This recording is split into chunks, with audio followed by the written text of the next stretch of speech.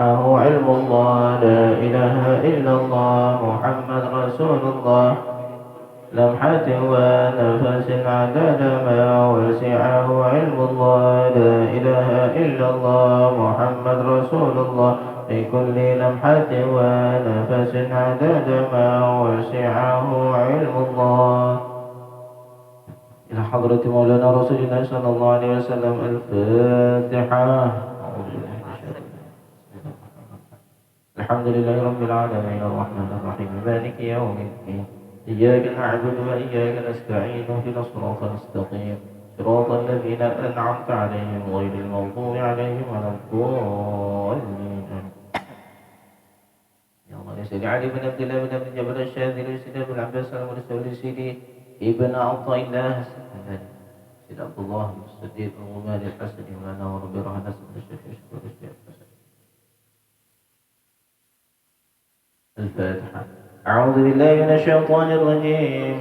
بسم الله الرحمن الرحيم. الحمد لله رب العالمين الرحمن الرحيم مالك يوم الدين إياك نعبد وإياك نستعين اهدنا الصراط المستقيم صراط الذين أنعمت عليهم غير المغضوب عليهم ولا الضالين آمين. يا بين أمتنا وجدتنا وجدتنا أستاذنا وعلمنا زوجتنا وعلمنا وجماعتنا وتلاميذنا ولمن أحبنا ولمن نحبهم ولمن أوصانا بالدعاء ثم لجميع المسلمين والمسلمات والمؤمنين والمؤمنات الأحياء منهم والأموات. ثم نخص خصوصا فخri bintang Sulistyo Bapak Tumiran yang sedang sakit, dan juga untuk ayahanda dari Ustaz Miftah Bapak Suhaim. Ustaz dulu pernah hadir di sini ya, duduk di sini. Yang malam ini adalah malam ke-7. Beliaunya di Jambi, tapi orang tuanya di Tegal. Kita doakan mudah-mudahan Allah SWT mengampunkan dosa-dosanya, Allah mengangkat derajatnya, Allah SWT memberikan kesabaran ketabahan kepada keluarganya dan juga kepada jemaah kita ya. Untuk Pak Asep mudah-mudahan diberikan kesabaran, karena tadi malam selesai pengajian ke tempat beliau, jadi melihat bagaimana ini Pak, saya melihat beliau buat status beberapa waktu yang lalu. Apa kata beliau? Mungkin kita ini Pak, perjalanan hidup ini, setelah perjalanan hidup lalu kita melihat pesan-pesan dari Ibn Athaillah, kita merasa oh begini ternyata. Jadi pesan Ibn Athaillah ini membuat kita ngeh tentang hakikat kehidupan. Sebenarnya kehidupan yang kita lalui ini nggak lepas dari pesan-pesan tasawuf. Makanya ketika orang sudah mulai gemar dan rindu belajar ini, karena dia sedang menikmati apa itu alam di bawah gerak rasa, alam gerak rasa. Sehingga beliau buat status begini. Dulu ingin punya usaha sendiri. Nah, ini minta izin sama Pak Asep nanti. Nama beliau di sini. Tapi ini bukan hal yang buruk. Ini hal baik, bisa jadi motivasi. Apa kata beliau? Dulu saya ingin bahwa saya ingin punya usaha sendiri. Dulu kan kerja sama orang. Lalu saya berusaha untuk punya usaha sendiri. Akhirnya punya usaha sendiri. Beliau punya usaha sendiri. Dan pikiran saya waktu itu, saya akan bahagia dengan itu. Dengan punya usaha sendiri. Kata siapa? Kata Pak. Lalu setelah Allah takdirkan, ternyata beliau punya usaha sendiri. Apa yang beliau katakan dan beliau rasakan? Setelah satu nikmat saja Allah cabut. Apa itu? Dibuat anak sakit, itu tak bernilai. Gelisah. Sampai ibunya ngedrop, istrinya. Beliau katakan bahwa itu semacam kayak tak ada nilai lagi artinya Pak. Jadi artinya itu begini, selalulah bergantung kepada Tuhan apapun itu. Baik kita menggantungkan harapan ingin bahagia, gantungkan ke Tuhan. Jangan dari logika kita, jangan dari standarisasi kita. Pakailah standar ketergantungan kepada Tuhan. Biar Tuhan yang ngaturin.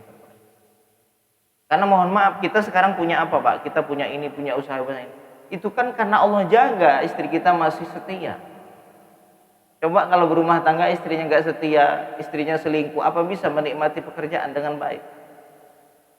Betul nggak kira-kira Pak? Wah, semangat. Loh ini serius ini Pak. Terkadang kita tuh lupa, kita tuh butuh ngeh. Kita tuh butuh nggak dari nasihat-nasihat dari para guru, kita nasihat dari Sidi Menotela Sekendari, lalu dari pengalaman yang kita lalui kita itu lupa. Itu dulu saya pernah ngomong ke Mas Mulis dulu tahun 2014. Waktu itu perjalanan dari Jambi, dari rumah mau ke Darussalam. Lagi di jalan buruk di Darussalam, kita lihat kekayaan yang punya kan perusahaan ya, terus punya sawah, punya sawit puluhan ribu hektar. Terus saya ngomong begini, kenapa dia bisa kaya? Mungkin dia berpikir kaya karena usahanya, kaya karena kepemilikan, punya sawit sekian ribu hektar, sekian puluh ribu hektar, punya pabrik.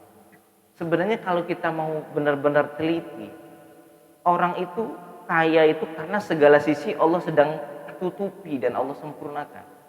Nafas masih dikasih, penglihatan masih dikasih, pendengaran masih normal, keluarga masih normal, istrinya masih ada, anaknya. Seandainya satu saja Pak, kita dicabut nikmat yang Allah berikan, seandainya susah nafas, maka saya yakin perusahaan itu nggak lama rubuh. Kalau akiangnya bentar lagi istilahnya sudah mulai sesak nafas, mungkin dia akan berpikir dengan cara bagaimana untuk menyembuhkan penyakitnya, walaupun harus pergi ke Singapura. Di Singapura berapa satu hari? Miliaran. Kadang kita mikir gitu Pak. Terkadang kita tuh lupa, kita selalu bergantung dengan proses. Proses perlu kita jalankan karena itu sunnah kehidupan. Karena Allah tundukkan kita itu dalam sunnah kehidupan. Sehingga kita harus mengikuti sunnah itu. Tapi bukan untuk menggantungkan harapan kepada sunnah itu. Tak ulangi lagi. Kita diperintahkan Allah untuk mengikuti sunnah kehidupan, sunnatullah. Kalau pengen sukses jalannya ini. Kalau tidak sukses jalannya begini. Pengen untung begini jalannya, itu kan sunnah kehidupan namanya Pak.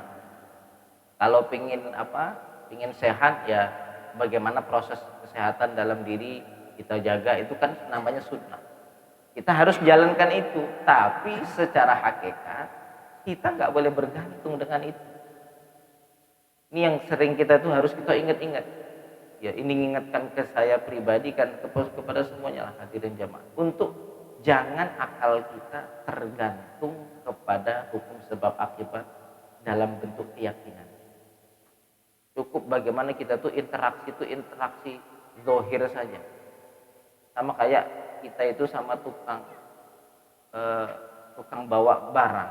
Lalu kita mesen barang, lalu ada tukang kurirnya itu. Interaksinya sebatas dengan itu saja. Yuk interaksi sebatas, makasih Mas. Makasih ya sudah ngantar barang kami. Interaksi baik itu dengan Mas. Tapi hati tidak terkait sama Mas. Yang kita ingat siapa? Yang ngirim tadi siapa? Ada yang ngasih hadiah, kita ingat yang ngirim hadiah itu siapa? Nah, kita sama Allah begitu harus. Makanya orang itu kalau nggak sedini mungkin dia sadari hakikat ini, hidup dalam waham, hidup dalam kekosongan, hidup dalam ketidakpastian. Kalau tidak sedini mungkin kita pahami hakikat. Ini benar. Kita hidup semacam kayak tertipu dalam hakikat. Ya. Makanya beliau baru dulu kan pernah nyampaikan itu, dan beliau mungkin ingat itu, akhirnya beliau cocokkan dengan apa yang terjadi pada diri beliau, ternyata benar. Apa yang dulu saya buat standar kebahagiaan, kalau sudah gini pasti bahagia, gini sudah bahagia, sudah Allah kasih, terus Allah nak ngasih tahu dicabut saja satu nikmat, tidak kate lagi nih artinya, sudah nggak kebayang lagi apa yang dimiliki dan apa yang diinginkan selama ini, kayak sudah tidak ada lagi nilainya. Satu cuman harapannya, pengen nengok anak bisa jalan lagi, bisa senyum lagi, bisa lari lagi. Dari malam lihat anak mati baring bengkak sini, sakit, tidak tahu. Secara dokter, secara medis katanya cuma urat saja yang tegang itu. Tidak tahu. Ya, kalau menurut kita ya itu kan hukum sebab. Kita melihat bagaimana Allah ingin mendidik, Allah ingin mengajarkan, Allah ingin mengenal. Jadi ya kita doakan Mas Asep diberikan kesabaran dan diberikan pemahaman, dan juga kepada anaknya mudah-mudahan diberikan kesabaran. Ya, ini malam-malam pun nangis terus kalau sudah datang waktunya sakit. Ya. Dan juga untuk Bu Dipon, ya, suaminya waktu Miran yang di rumah sakit. Allah besok mudah-mudahan besok siang atau sebelum zuhur insyaallah mau berkunjung ke rumah sakit umum tempatnya beliau ya. Ini termasuk muadzin Talangsari, pelepas fardu kifayah. Ya, pelepas fardu kifayah, beruntung ya. Jadi waktu bilang kenapa jadi muadzin? Kita sudah baca hadisnya bahwa muadzin, tukang azan itu ala kathibin min miskin yaumil qiyamah. Dia akan berada di tumpukan minyak misik di hari kiamat. Orang menilainya sebelah mata, cuman jadi apa? Tapi kalau menilai dari sisi agama luar biasa. Pilihan Allah bisa jadi muadzin itu pilihan Tuhan. Makanya kalau seandainya kita di masjid kita kosong, itu azan lah. Seandainya kita dipilih sama warga sekitar untuk jadi muadzin, jangan sia-siakan kesempatan itu. Kenapa? Itu satu keuntungan, keberuntungan kita di akhirat. Ya, kita doakan waktu Medan juga mudah-mudahan Allah angkat penyakitnya dan juga Allah angkat derajatnya, juga Allah angkat seluruh dosa-dosanya dan juga diberikan kesabaran untuk keluarganya ya, dan seluruh kaum muslimin muslimat dimanapun berada yang sedang sakit, yang sedang mengalami masalah, yang sedang sempit Allah berikan kelapangan, yang sedang sedih Allah berikan kebahagiaan ya Allah, yang sedang sedih Allah berikan kebahagiaan. Al-Fatihah. A'udzu billahi minasyaitonir rajim. Bismillahirrahmanirrahim. Alhamdulillahi rabbil alamin. Arrahmanir rahim. Maliki yaumiddin. Iyyaka na'budu wa iyyaka nasta'in. Ihdinas siratal mustaqim. Siratal ladzina an'amta 'alaihim ghairil maghdubi 'alaihim waladdallin. Bismillah, alhamdulillah, wassalatu wassalamu ala rasulillah sayyidina wa maulana Muhammad ibn Abdillah wa ala alihi wa sahbihi wa man wala. Rabbi shrah li sadari wa yassir li amri wa hlul 'uqdatam min lisani yafqahu qawli, amma ba'd. Qala al-musannif rahimahullah ta'ala wa hada man nafa'ana bihi wa bi 'ulumi fid darain amin min kitabil hikam li Sayyid Ibn Athaillah Sekandari qala ma min nafasin tubdihi illa walahu qadarun fika yumdihi. Sayyid Ibn Athaillah berkata, tidak ada dari nafas yang engkau keluarkan. Oh, nafas yang keluar masuk dari diri kita ini. Illa melainkan walahu terdapat di dalamnya qadarun, takdir, fika pada dirimu, yumdihi yang berlaku pada diri, yang berlaku pada setiap nafas. Seolah-olah Ibnu Athaillah itu mengatakan begini, jangankan perkara besar, jangankan urusan jodoh, urusan mati, urusan pekerjaan, tidak usahlah kita mikir hal-hal besar. Nafas yang kita nggak sadar ini kayak kita merasa tidak ada makna. Ya, dia memberikan wasilah kehidupan, tapi kadang hari ini kita bernafas kan kayak ngapain nafas, tidak ada. Mungkin kalau orang sakit mungkin diuji biar ingat orang ini sedang dapat kebahagiaan supaya bersyukur. Tapi kalau napas biar apa? Secara pandangan itu hal kecil, walaupun ini hal besar. Maka di dalam nafas itu ada takdir yang berlaku. Berapa banyak napas yang kita tarik dan berapa banyak napas yang kita keluarkan, itu sudah ada takdir. Seandainya manusia punya takdir napasnya 1 juta kali tarik napas, maka selesai 1 juta selesai hidupnya. Tidak lebih, tidak kurang. Tidak lebih, tidak kurang. Sesuai seperti apa yang ilmu Allah yang terjadi. Jadi manusia itu tidak lebih dari nafas. Pernah kita nyampaikan definisi dari Imam Hasan Al-Basri. Beliau punya satu definisi manusia itu apa? Kalau definisi dalam ilmu akal mengatakan apa? Al-insan hayawanun natiq. Manusia itu adalah makhluk yang berpikir. Natiq di sini diartikan sebagai orang yang berpikir. Ya. Ini definisi manusia sesuai dengan hakikatnya. Tapi ada definisi lain dari Hasan Al-Basri. Apa kata beliau? Ya bena Adam innama anta ayyam. Ala Adam, kamu cuman hitungan hari. Manusia itu cuman hitungan hari. Benar apa enggak? Orang ini 1000 hari, ya 1000 hari itu selesai 1000 hari, selesailah hidupnya. Orang ini 10.000 hari. Orang ini 20.000 hari. 20.000 hari itu berapa? Kurang lebih 70 tahun tuh 20.000 hari kita. Karena kalau Kalau 10.000 kan 3 tahun lebih. Malah 3 tahun pas ya. Jadi kalau 20.000 berarti 60 tahun. Jadi kalau orang umurnya 60 tahun berarti cuma 20.000 hari umurnya. Lalu fa in dzaba yaumun, kalau satu hari telah pergi, dzahaba ba'du, sebagian dari dirimu telah pergi. Kalau kita habis maghrib itu merenung, kita tengok sebagian dari diriku telah pergi. Karena manusia itu tidak lebih dari itu, tidak lebih dari nafas, tidak lebih dari hari yang dia lalui. Makanya kalau dirinya bisa sadar betul betapa berharganya nafas ini, Pak. Makanya ada sebagian orang itu ditentukan dari kondisi nafas. Karena itu berlaku takdir. Orang yang lagi senang nafasnya beda. Orang yang lagi gelisah nafasnya beda. Karena kaitannya sangat luar biasa nafas. Orang yang lagi bahagia, lagi sedih itu beda. Ya. Jadi Ibnu Athaillah mengatakan tidak ada dari nafas yang engkau keluarkan kecuali di dalamnya terdapat takdir yang berlaku. Seandainya kita paham tentang hakikat ini, apa yang akan tumbuh di dalam hati kita? Ketenangan. Ini dulu yang pertama. Kita berlaku hukum sebab akibat kita jalani. Kita sebagai muslim, Allah takdirkan kita ada yang jadi pedagang, ada yang jadi pengusaha, ada yang jadi petani. Lakukan sesuai sunnatullah untuk menggapai kesuksesan. Itu adalah anjuran Tuhan. Kita jadi pengusaha harus pengusaha yang sukses. Jangan jadi pengusaha yang basing, Pak. Yang penting makan. Sebenarnya Rasul tidak nyuruh juga begitu. Orang yang memaksimalkan pekerjaannya itu ibadah. Masalah untung itu nomor 2, nomor 3. Dia sungguh-sungguh dalam pekerjaannya itu adalah satu ibadah. Misalnya kita usaha batu bata. Dia sungguh-sungguh dalam usaha itu sudah ibadah. Untungnya itu bonus. Dia sukses itu bonus. Nah, itu sunnah kehidupan kita jalankan. Sudah proses sunnah kehidupan kita jalankan, kita tenang, Pak. Kenapa? Karena setelah yang terjadi dari proses itu, kita yakin tak akan lepas dari apa yang sudah Allah tentukan. Yang bikin susah kita hidup itu apa? Kita yang menentukan. Betul, Pak? Yang bikin susah itu kita yang menentukan. Tapi kalau kita pasrahkan bahwa ini bagian dari ketentuan, kita tenang. Itu aja pegang. Makanya kalau mulai pingin belajar hidup tenang, satu saja caranya. Mulai sekarang pasrahkan seluruh hasil yang kita ikhtiarkan kepada Allah.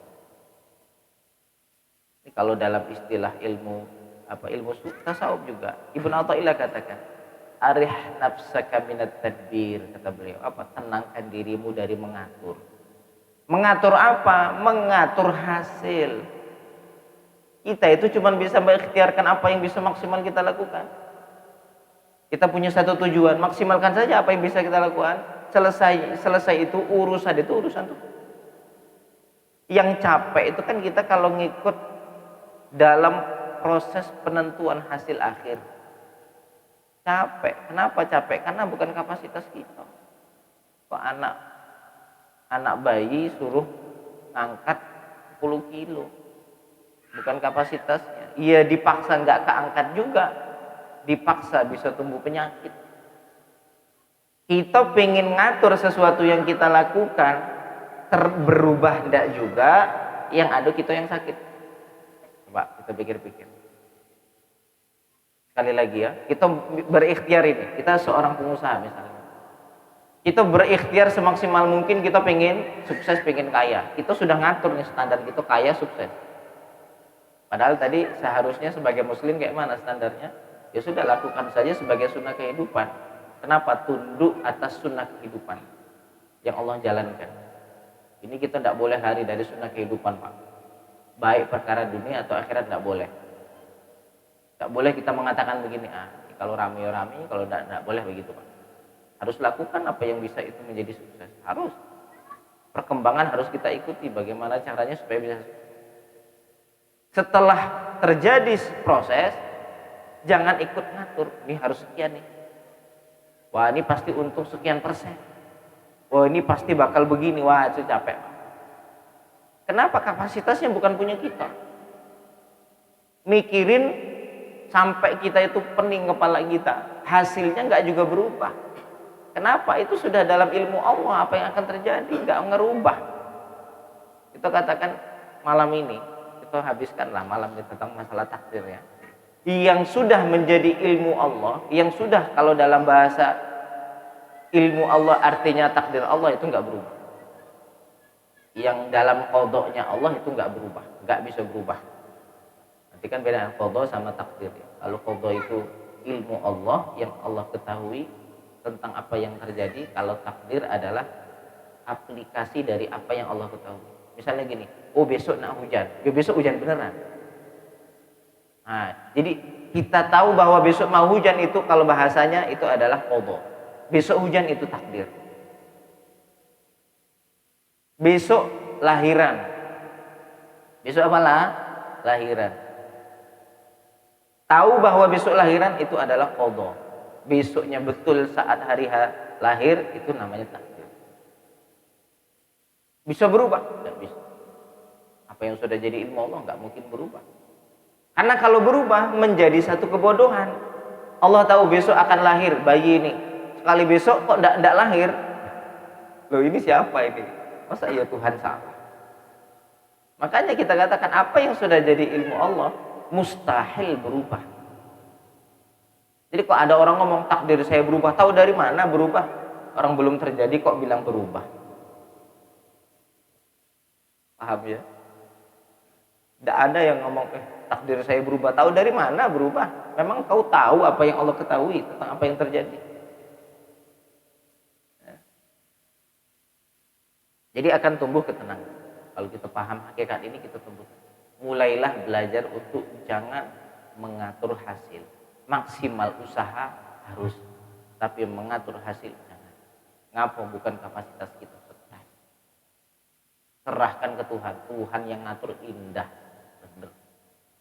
Ya. Terus apa lagi hasil daripada apa? Akhirnya kita paham satu hakikat dalam satu ayat. Wa asa an takrahu syai'an wa huwa khairul lakum. Setelah kita bermaksimal dalam ikhtiar usaha, kita serahkan. Terjadi sesuai seperti harapan kita, kita bersyukur. Tidak terjadi sesuai harapan kita ingat ayat Allah, wa asa an takrahu syai'an wa huwa khairul lakum. Barangkali kalian tidak suka sesuatu padahal baik buat kalian. Wa asa an tuhibbu syai'an wa huwa syarrul lakum. Barangkali kalian suka sesuatu padahal itu buruk bagi kalian. Nah, gitu aja caranya, Pak. Kalau terjadi sesuai kehendak kita, misal kita hari ini nanam sawit. Hari ini nanam. Harapannya apa? 5 tahun dah panen. Itu kan harapan. Tapi selayaknya muslim, ini ikhtiar saya sebagai muslim, apa maksimal yang bisa saya lakukan? Saya tanam, saya pupuk, kalau waktunya nggak hujan saya siram karena dia butuh air. Ikhtiarnya apa aja? Kasih pupuk, jaga dari hal-hal yang membahayakan, dari hama. Harus, jangan tanam pluk, tinggalkan, ngapa, serahkan Tuhan lah. Lagi kalau hama ya itu takdir Tuhan. Nah ini nggak ajaran Islam, bukan ajaran Nabi Muhammad. Sudah dimaksimalkan secara sunnatullah, bagaimana caranya ini bisa panen di 5 tahun akan datang? Sudah dilakukan. Sudah kita maksimalkan, ikhtiarkan, lalu serahkan ke Allah. Kok 5 tahun betulan panen? Alhamdulillah ya Allah. Alhamdulillah, ini nikmat Tuhan, bukan usaha kita. Ingat, itu nikmat Allah, bukan usaha kita. 5 tahun kebakaran. Apa siapa yang tahu? 5 tahun kebakaran, serahkan, memang awalnya kita nggak bergantung ke situ. Yang bisa sampai stres itu gara-gara 5 tahun tuh menganggap bahwa usahanya akan menentukan hasil. Makanya sudah 5 tahun ditunggu-tunggu, kadang-kadang nggak sesuai ekspektasi, stres dia. Susah ini. Nata hatinya susah kalau sudah begini, Pak. Sudah stres dalam kondisi harapan yang panjang itu susah natanya itu. Bisa tapi panjang prosesnya. Enak dari awal kita latih. Bagaimana tatanan hati kita berpasrah dan jangan terlalu banyak berharap kepada makhluk. Itu kata kuncinya. Kalau pengen kita tidak menjadi orang yang merugi. Ya. Lalu apalagi wa min thamarati tashabbu'il muslimi bihadhil haqiqati. annahu la yubali an yughamira fi sabili ma syara'ahu Allah lahu aw amara bihi bi jasadihi wa rahatihi bal bimalihi wa hayatihi in tatlubul amru dzalik. Salah satu dari buah daripada hikmah ini apa? Ketika muslim sudah paham hakikat, dia tidak peduli lagi apa yang harus dia lakukan walaupun harus mengorbankan segala hal. Kenapa? Dia tidak melakukan juga yang terjadi sesuai takdir Allah, melakukan juga sesuai takdir Allah. Lebih baik melakukan apa tidak melakukan? Melakukan. Karena di situ ada ibadah. Berjuang sama kayak gini. Dulu kisah-kisah zaman dulu bagaimana pejuang-pejuang Islam menyebarkan agama, dia nggak peduli bakal bisa tersebar apa enggak agama ini, dia nggak peduli. Dia yang penting sudah melakukan yang benar gitu. Harus pegang ini. Saya ngomong ke orang rumah ngomong gitu. Apapun yang kita lakukan, niatkan lillah. Sudah niatkan lillahi ta'ala. Kenapa kita bersyukur dalam sebagian umur ada terisi ibadah kepada Allah? Hasil nanti santri bagaimana jadi, itu nggak usah dipikir. Itu nggak jadi tanggung jawab kita. Tanggung jawab kita tuh ibadah melalui jalan sebaik-baiknya sesuai anjuran Nabi. Dah. Artinya kita menghabiskan sebagian umur yang Allah berikan ini untuk ibadah dan berjuang di jalan. Kenapa? Karena kita yakin segala sesuatu dalam ketentuan Tuhan. Salah kita tuh kalau seandainya santri belajar harus pintar, harus gini, jadi salah. Dia nggak sesuai dengan sunnah bagaimana semestinya. Lakukan semaksimal mungkin jalan yang bisa mendukung itu, selebihnya serahkan kepada Allah. Kita juga berjuang apapun Pak, kita semua sedang berjuang dengan porsi masing-masing. Semuanya sedang berjuang pada porsi masing-masing. Ada orang yang mengisi bagian segmen ini, semuanya sedang berjuang. Dan semuanya sedang berdakwah. Ya, niatkan segala hal yang kita lakukan adalah bentuk penghambaan kita kepada Allah Subhanahu wa ta'ala. Jadi orang yang sudah paham hikmah ini Pak, dia tidak peduli apa yang terjadi ketika dia sudah melakukan sesuatu sesuai standar aturan hukum syariat, tidak peduli lagi. Berhasil, dia serahkan kepada Allah karena itu kenikmatan dari Allah. Gagal berarti itu adalah kebaikan walaupun dalam wujud yang tidak kita sukai secara nafsu. Sama ini didikan bukan perkara dunia saja, akhirat juga gitu juga. Perkara akhirat kita ibadah, nggak usah mikir surga neraka. Hilang ikhlasnya nanti, benar. Ibadah yang dipikir surga neraka, ibadah yang dipikir untung, ibadah yang dipikir baca surah Waqiah biar rezekinya lancar. Iya sah-sah saja, kita katakan itu derajat ikhlas yang bawah. Tapi ketika kita sudah ingin mendekat kepada Allah yang lebih jauh, kita tata adab. Ibadah ikhlas. Ya. Seandainya kalau ditanya, kalau kamu ibadah terus masuk neraka tidak apa-apa. Kalau memang Allah mau tidak apa-apa. Katakan itu dari hati kita paling dalam Pak. Kita tuh kadang-kadang butuh berkaca diri kita. Kita berkaca gitu ngomong ke diri kita. Seandainya kamu ngomong ke diri kita tidak apa-apa.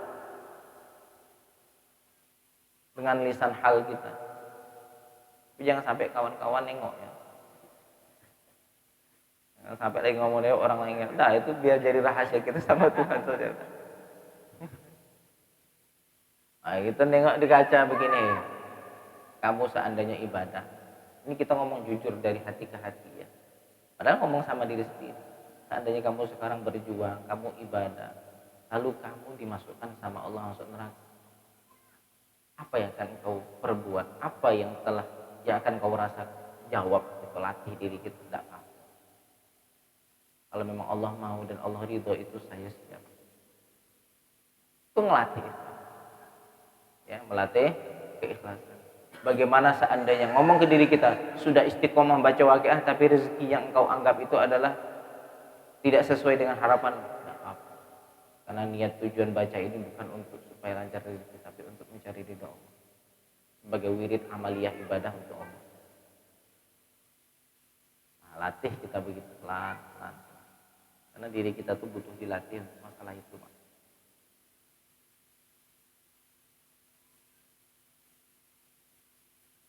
Mungkin nanti akan ada beberapa pertanyaan tentang masalah takdir ya. Apakah takdir itu bagian atau sudah hitungan ya, bagian atau sudah kismah, sudah hitungan dari Tuhan. Ya Allah. Ya mungkin sampai di sini. Nanti kita sambung dengan pertanyaan. Nanti disitulah mungkin akan ada pertanyaan yang berkaitan dengan masalah qada takdirnya. Wallahu taala a'la wa a'lam. Alhamdulillah. Sesuai keinginan saya ingin bertanya Ustaz Ya Pak. tentang takdir tadi.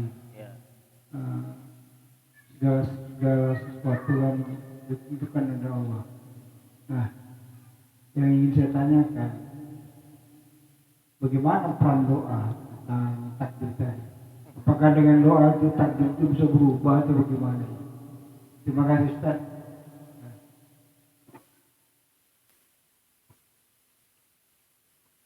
Nah, pertanyaan pembuka. Sebenarnya ini akan kita sampaikan di pengajian, cuman biarlah ya biar lebih nyantai, biar sambil ngunyah ya, biar renyah. Jadi begini Pak. Bapak siapa namanya Pak? Siapa?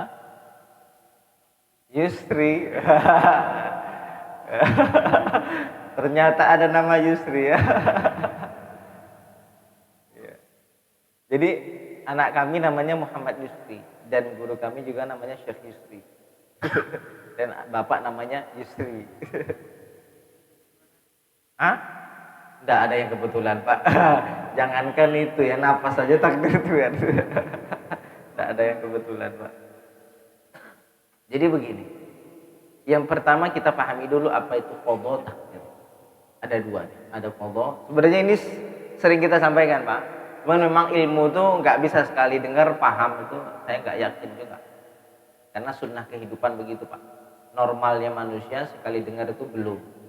Apalagi yang berkaitannya dengan ilmiah, dengan keilmuan. Butuh berkali-kali diulang.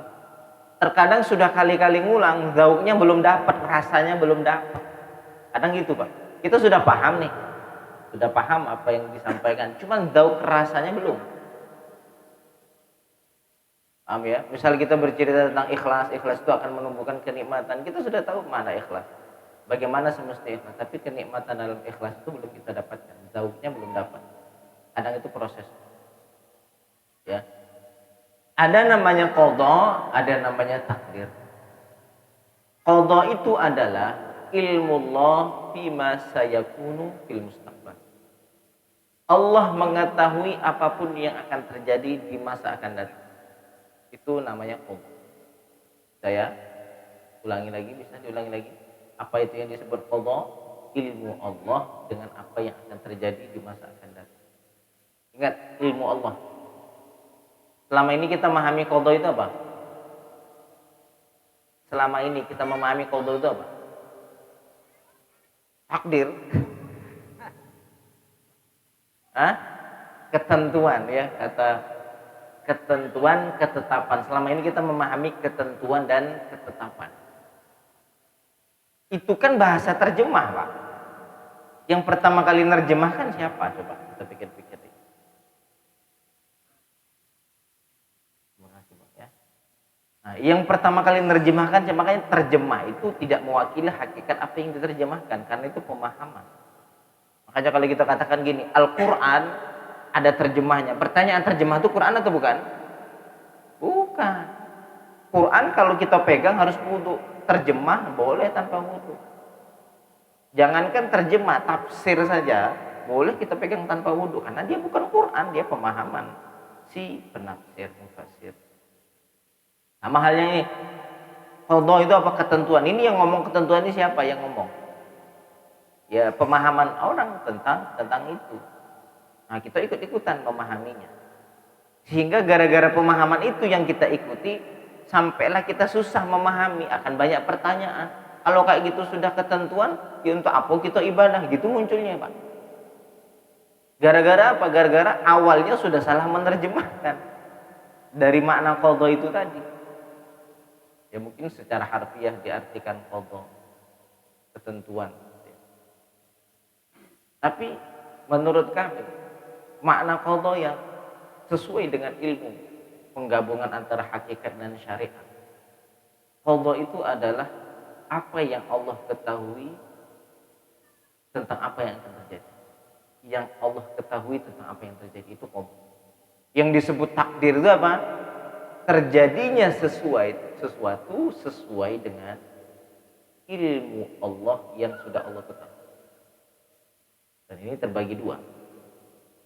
Ada sesuatu yang memang ciptaan Tuhan, karena segala sesuatu itu ciptaan Tuhan, Pak. Yang terjadi ini ciptaan Tuhan. Ingat ini. Yang terjadi semua ini ciptaan Tuhan.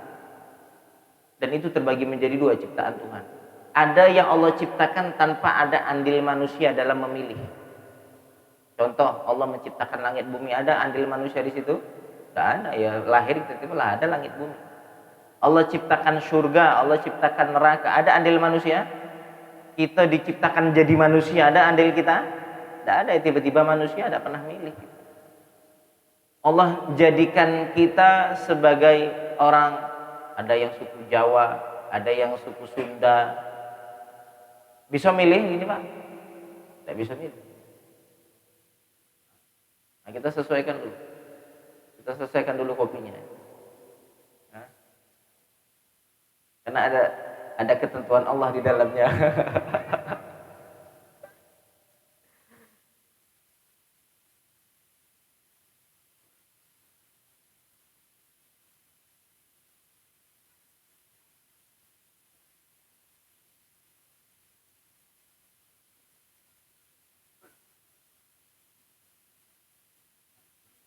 Nah, kalau bisa malam ini kita bahas nih Pak, sampai pulang tidak bawa keraguan.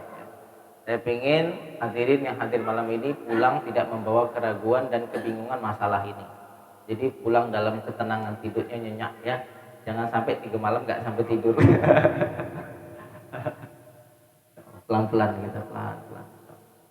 Kita selesaikan dulu kopinya. Sudah selesai? Sudah dapat.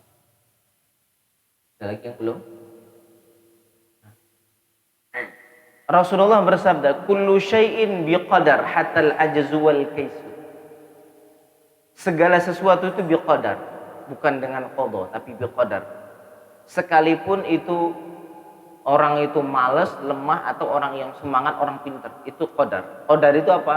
Ingat, ciptaan Tuhan, apa yang terjadi sesuai dengan apa yang Allah tahu.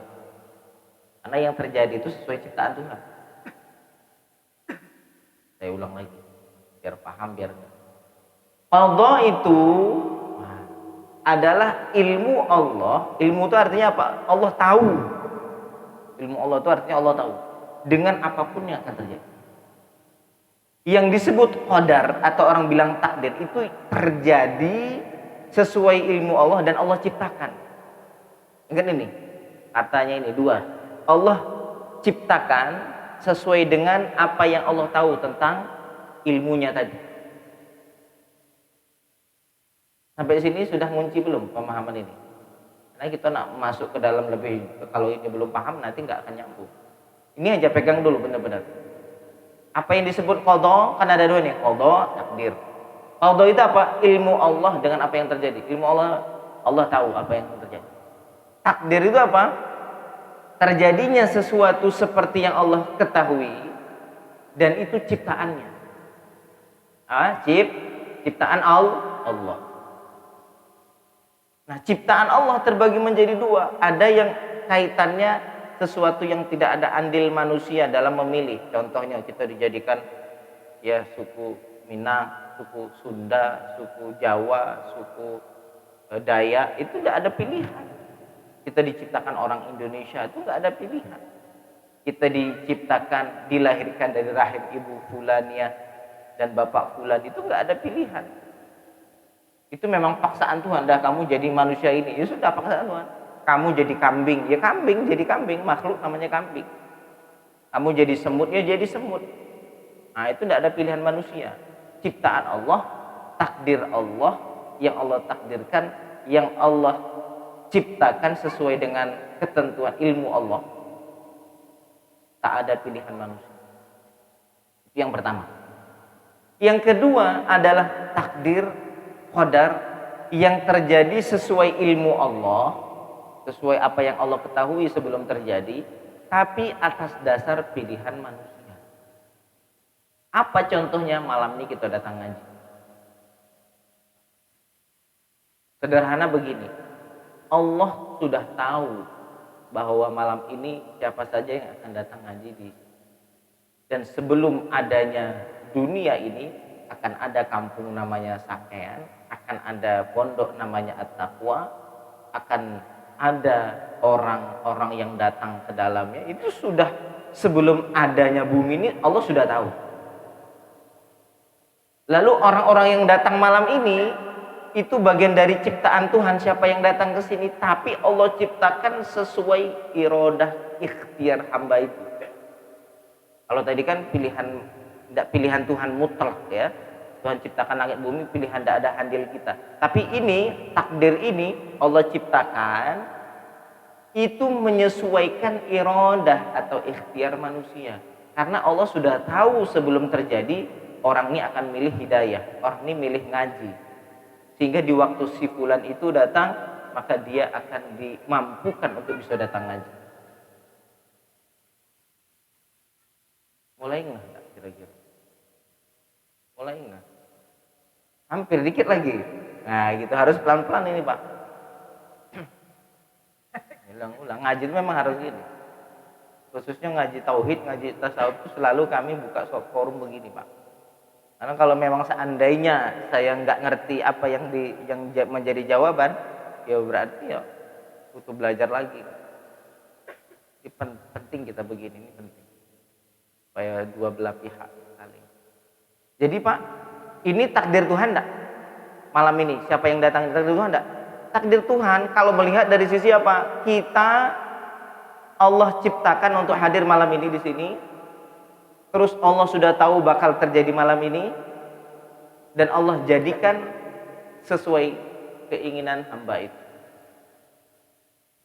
Hamba itu mau apa? Mau ibadah, diberikan kemampuan. Orang itu mau apa? Tidak mau ngaji, enggak dikasih kemampuan untuk bisa ngaji. Tak namanya takdir, tapi yang disalahkan siapa? Ya dia ngapu tidak milih ngaji. Orang maling nih, ada yang mencuri, merampok. Apakah Allah tahu akan terjadi? Tahu. Disalahkan Tuhan? Tidak bisa disalahkan. Masa tahu sesuatu lalu yang tahu itu jadi sasaran? Saya tahu orang ini besok bakal kalah. Ngapa persiapan kayak gitu, niat nak menang tidak ada, yang lawan itu mainnya beneran, latihan sudah 10 tahun, sudah profesional. Saya tahu besok bakal kalah misalnya. Besok kalah bener, saya disalahkan enggak? Disalahkan enggak? Enggak disalahkan, itu juga yang terjadi pada Allah. Allah tahu siapa yang masuk neraka, siapa masuk surga, tapi Allah enggak disalahkan. Allah tahu saja siapa yang ahli surga, ahli neraka itu tahu. Ingat satu hadis Rasulullah pernah mengatakan bahwa Rasulullah begini, menutup 2 buku. Buku pertama adalah buku catatan ahli surga. Siapapun nama ahli surga itu sudah tercatat. Lalu yang kedua ada buku catatan ahli neraka. Semua yang ahli neraka itu sudah ketutup dan nggak pernah tertukar. Kenapa nggak tertukar? Kalau tertukar berarti yang Allah tahu salah. Tahu bahwa besok bakal menang, kok ternyata besok kalah. Itu berarti kan nggak sesuai kenyataan. Berarti satu kebodohan tadi ilmu tadi. Ilmu apa itu? Sama kayak kita. Ini kayaknya bakal begini nih. Sekali nyatanya tidak sesuai. Berarti kan karena memang kita bodoh. Kita nggak tahu. Kalau Allah masa berlaku begitu? Besok si fulan ini masuk neraka. Bisa disalahkan enggak Tuhan? Kalau Allah tahu ini masuk neraka. Tidak bisa disalahkan. Kenapa? Karena Allah beda ya antara Allah ciptakan manusia sama Allah ciptakan malaikat. Malaikat itu hidupnya dalam ketentuan ciptaan seperti Allah menciptakan langit dan bumi. Malaikat pun tidak punya pilihan. Ya sudah, saya jadi malaikat, saya suruh sujud terus. Saya dikasih kemampuan sujud, dia sujud. Nggak ada keinginan lain selain dari sujud. Makanya yang dihisap itu manusia sama jin. Besok malaikat dihisap? Nggak dihisap malaikat. Makhluk juga, dia jalankan perintah juga, tapi nggak dihisap. Manusia dihisap, ada hisapnya. Gara-gara apa? Gara-gara Allah titipkan kita bisa memilih. Dan setelah memilih, Allah akan mampukan kita sesuai pilihan. Jadi Tuhan tidak bisa disalahkan. Pertanyaan, lalu peran doa itu apa? Lantas kalau takdir nggak bisa dirubah, peran doa itu adalah menunjukkan sisi penghambaan hamba kepada Allah. Memang yang paling bagus, yang paling tinggi ya hamba itu kalau doa ya, karena memang saya lemah. Inilah sisi saya itu menunjukkan sisi kelemahan saya kepada Tuhan dengan cara saya berdoa.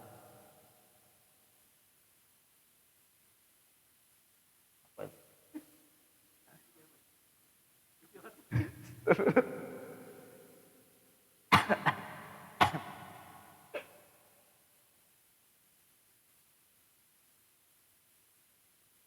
Dikecil ini suara apa tadi?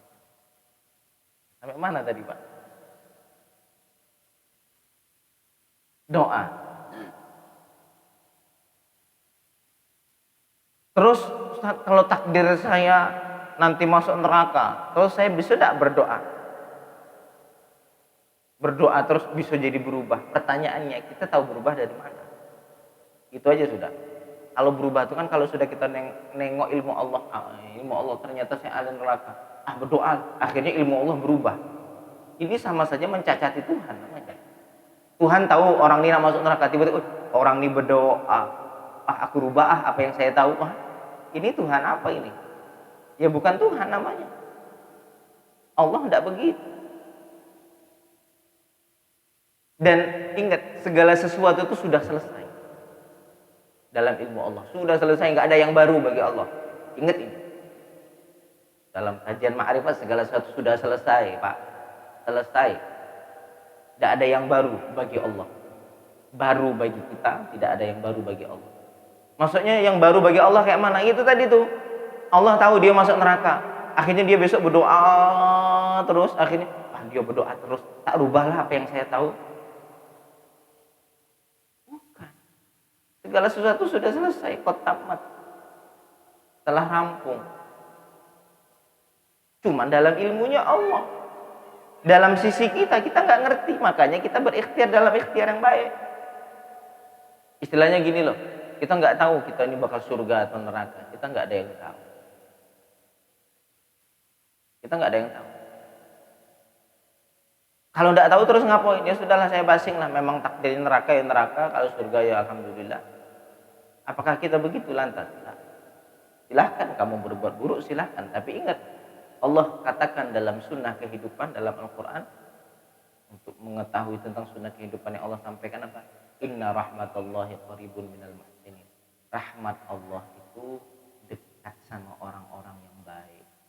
Boleh, silahkan saja. Nak merampok, tidak usah sholat, tidak usah ngaji, silahkan, monggo.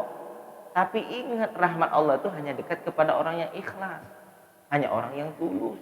Hanya orang yang ibadah. Itu dipahami kira-kira? Kaya ini takdir Tuhan. Saya dosa kerja belah. Kalau memang takdir kaya, iya silahkan. Tapi ingat, biasanya kekayaan itu terjadi pada orang-orang yang punya komitmen atas hidupnya, sungguh-sungguh dalam usahanya, menjalankan sunnah kehidupan semestinya. Silahkan. Loh, saya katanya kalau takdir kaya memang kaya, kalau miskin. Saya nggak kerja kok nggak kaya ya. Aduh. Kira-kira bisa dipahami Pak ya. Jadi kenapa kita harus berdoa? Bukan ngerubah takdir. Kenapa berdoa? Kamu hamba, tunjukkan sisi lemahmu. Kadang ada orang menunjukkan sisi lemah melalui sujud. Ada orang yang menunjukkan sisi lemah melalui doa. Ada yang menunjukkan sisi lemah melalui rintihan dalam tangis. Penuh rasa harap kepada Allah. Menunjukkan sisi lemahnya. Hamba fakir ya Allah. Tolong hamba ya Allah. Tanda kita itu butuh. Menunjukkan Allah senang ini hamba yang begini. Yang menunjukkan sisi lemahnya Allah senang. Jadi kenapa harus berdoa? Berdoa karena saya adalah hamba. Dan doa adalah ruhnya ibadah. Doa itu ruh ibadah. Jadi kenapa harus semangat doa? Kalau tidak dikabulkan juga, karena memang tujuannya bukan sekedar supaya harapan kita terkabul. Tapi ada makna lain di dalam doa, yaitu menunjukkan sisi penghamba, rasa butuh kita kepada Allah.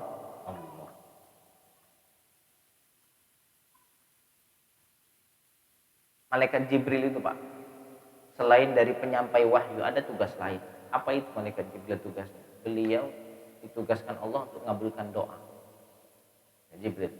Dalam halnya kayak malaikat Israfil yang niup sangkakala Israel cabut nyawa, walaupun hakikatnya yang nyabut nyawa itu Allah. Ya. Nah, malaikat Jibril itu ditugaskan untuk mengabulkan doa. Ini ceritanya antara Jibril sama Allah. Ketika ada orang berdoa, yang doa siapa? Yang dikasihi sama Allah. Karena orang ditunduk kepada Allah, istislam, berserah kepada Allah, Allah sayang kepada hambanya. Lalu doa, ngomong Jibril, tahan, tidak usah dikabuli, biarlah dia begitu, tidak usah dirubah Jibril, teruslah dia begitu. Kenapa? Aku rindu mendengar betapa tulusnya dia menyebut nama. Ya Allah, ya Allah, ya Allah. Nah, kalau yang doa ini orang yang nggak disayang, karena ada sisi kecongkaan, kekufuran dalam hati. Jibril, dengar dia ini ngomong cepat ringan, bahasa ringan, cepat terkabul Pak. Makanya kalau seandainya kita doa kok lantas kita lihat apa yang kita harapkan terkabul, hati-hati. Makanya betul ngaji tasawufnya orang, kalau tidak ngaji tasawufnya lebih sok. Kata Syekh Abdullah Siddiq Al-Ghumari, hukum suluk itu wajib. Kenapa? Kalau kita nggak belajar bagaimana proses perjalanan para ulama sufi terdahulu menjalani hidup dalam tarbiyah hati, memang kita sering banyak salah, sering banyak terjerumus tanpa kita sadari, karena nggak ngerti betul masalah ini. Lihat ada seorang tokoh sufi berdoa kepada Allah, ingin makan kambing. Sebenarnya doa enggak juga, cuman ngomong aja dalam hati, saya ingin makan kambing. Tiba-tiba dari atas bukit datang kambing turun, tiba-tiba kambing tuh begini, minta disembelih, gak payah dipegang. Nah, sembelih aku. Wah seneng nih, wah doa saya, keinginan saya dikabul sama Tuhan. Sekejap saja dikabul. Akhirnya apa, beliau langsung semangat mau nyembelih. Pas mau nyembelih ingat, Dajjal itu apa yang diminta dikabulkan sama Tuhan. Berhenti dia, ditinggal lari. Bahwa itu bentuk dari istirahat. Oh kita malamnya tahajud berdoa besok dikabulkan, wah Allah kabul lah, jadi hamba terkasihnya Allah. Nah, ini permainan setan, benar. Ya, orang tuh kalau nggak mawas hati, nggak mawas diri, jatuh dalam kesesatan, benar Pak. Kalau kita nggak nengok bagaimana para ulama dulu menempuh hidup, bagaimana memproses diri, melihat bagaimana menjaga hati, itu banyak jatuh dalam kesesatan dan keterpelesetan dalam tatanan hati. Nabi Musa itu, Nabi kelasnya minta untuk supaya Fir'aun ditenggelamkan, butuh proses berapa lama? 50 tahun.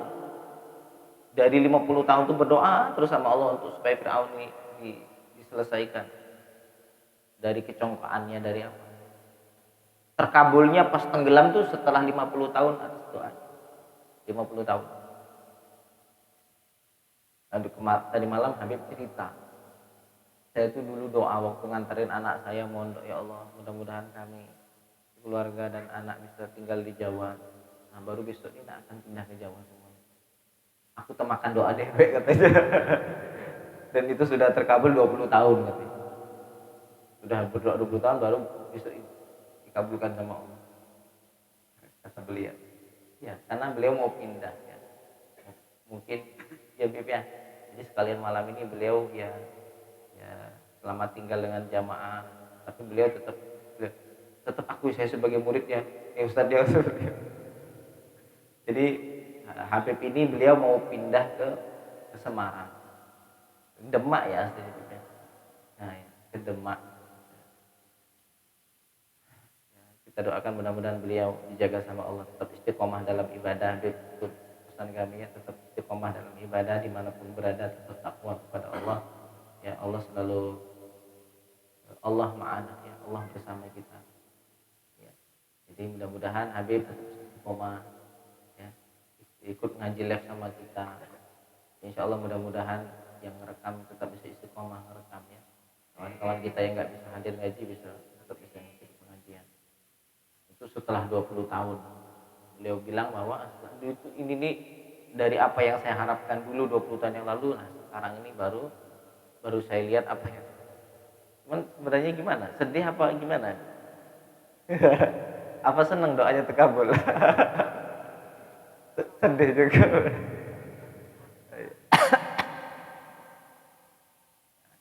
Nah itu jadi begitu Pak ya. Nah, jadi yang disebut takdir tadi kita sampaikan lagi, kita ringkaskan lagi, ada namanya qadha, ada takdir. Qadha itu ilmu Allah apa yang akan terjadi. Takdir itu ciptaan Allah sesuai dengan apa yang Allah ketahui. Dua bagian, ada yang Allah ciptakan tanpa andil pilihan manusia, seperti Allah ciptakan langit, bumi, Allah ciptakan surga, neraka, Allah ciptakan kita sebagai manusia, Allah ciptakan kita dari lahir dari rahim si fulana, dari sulbi si fulan, itu tidak ada andil pilihan kita. Dan ada lagi yang kedua, Allah jadikan sesuatu sesuai ilmu Allah, sesuai yang Allah ketahui, tapi melalui proses pilihan manusia. Dan Allah tahu orang ini akan masuk surga, itu tahu. Kenapa? Karena Allah pun tahu dia akan memilih untuk kebaikan dan milih untuk iman. Kenapa? Aku sudah kasih adawat, saya kasih ilmu, saya kasih akal, saya utus Rasul, kurang apa? Makanya kalau nanti ada orang yang ngomong, kenapa gini disalahin ini? Nanti di akhirat Allah akan jawab, la yus'alu amma yaf'al wa hum yus'alu. Allah tak akan pernah ditanya tentang apa yang Allah lakukan, tapi mereka lah yang akan ditanya. Amin. Mereka tak akan pernah ditanya, Allah nggak akan pernah ditanya.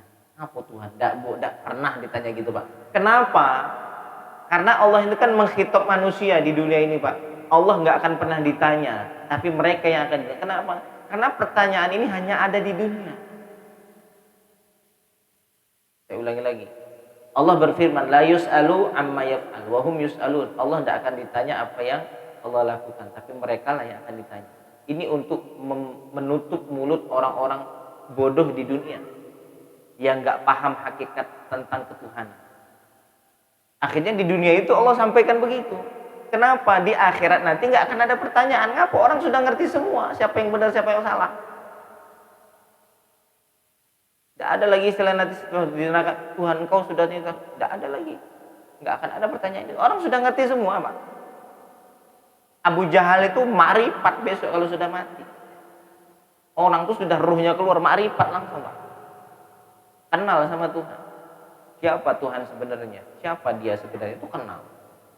Soalnya kalau bisa sebelum kita mati, kita kenali dulu siapa kita, siapa Tuhan kita. Jangan sampai tahunya setelah mati. Tidak ada untungnya. Tahunya di dunia ini baru untung. Tahunya sudah mati, tidak ada untung. Fir'aun sekarang kenal tidak sama Tuhan? Kenal, makrifat kepada Allah. Fir'aun sekarang kenal sama Allah.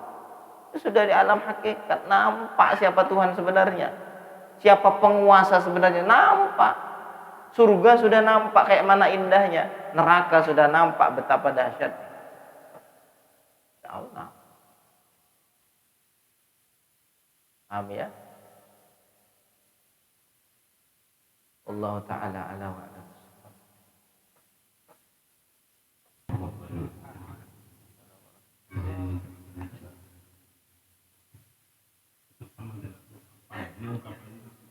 Benar gak? Itu saya tanya ungkapan ini untuk tasawuf. Jadi dia pernah saya itu, siapa yang tidak kenal Tuhannya di dunia, makanya kenal Tuhan di akhirat. Maksudnya gimana?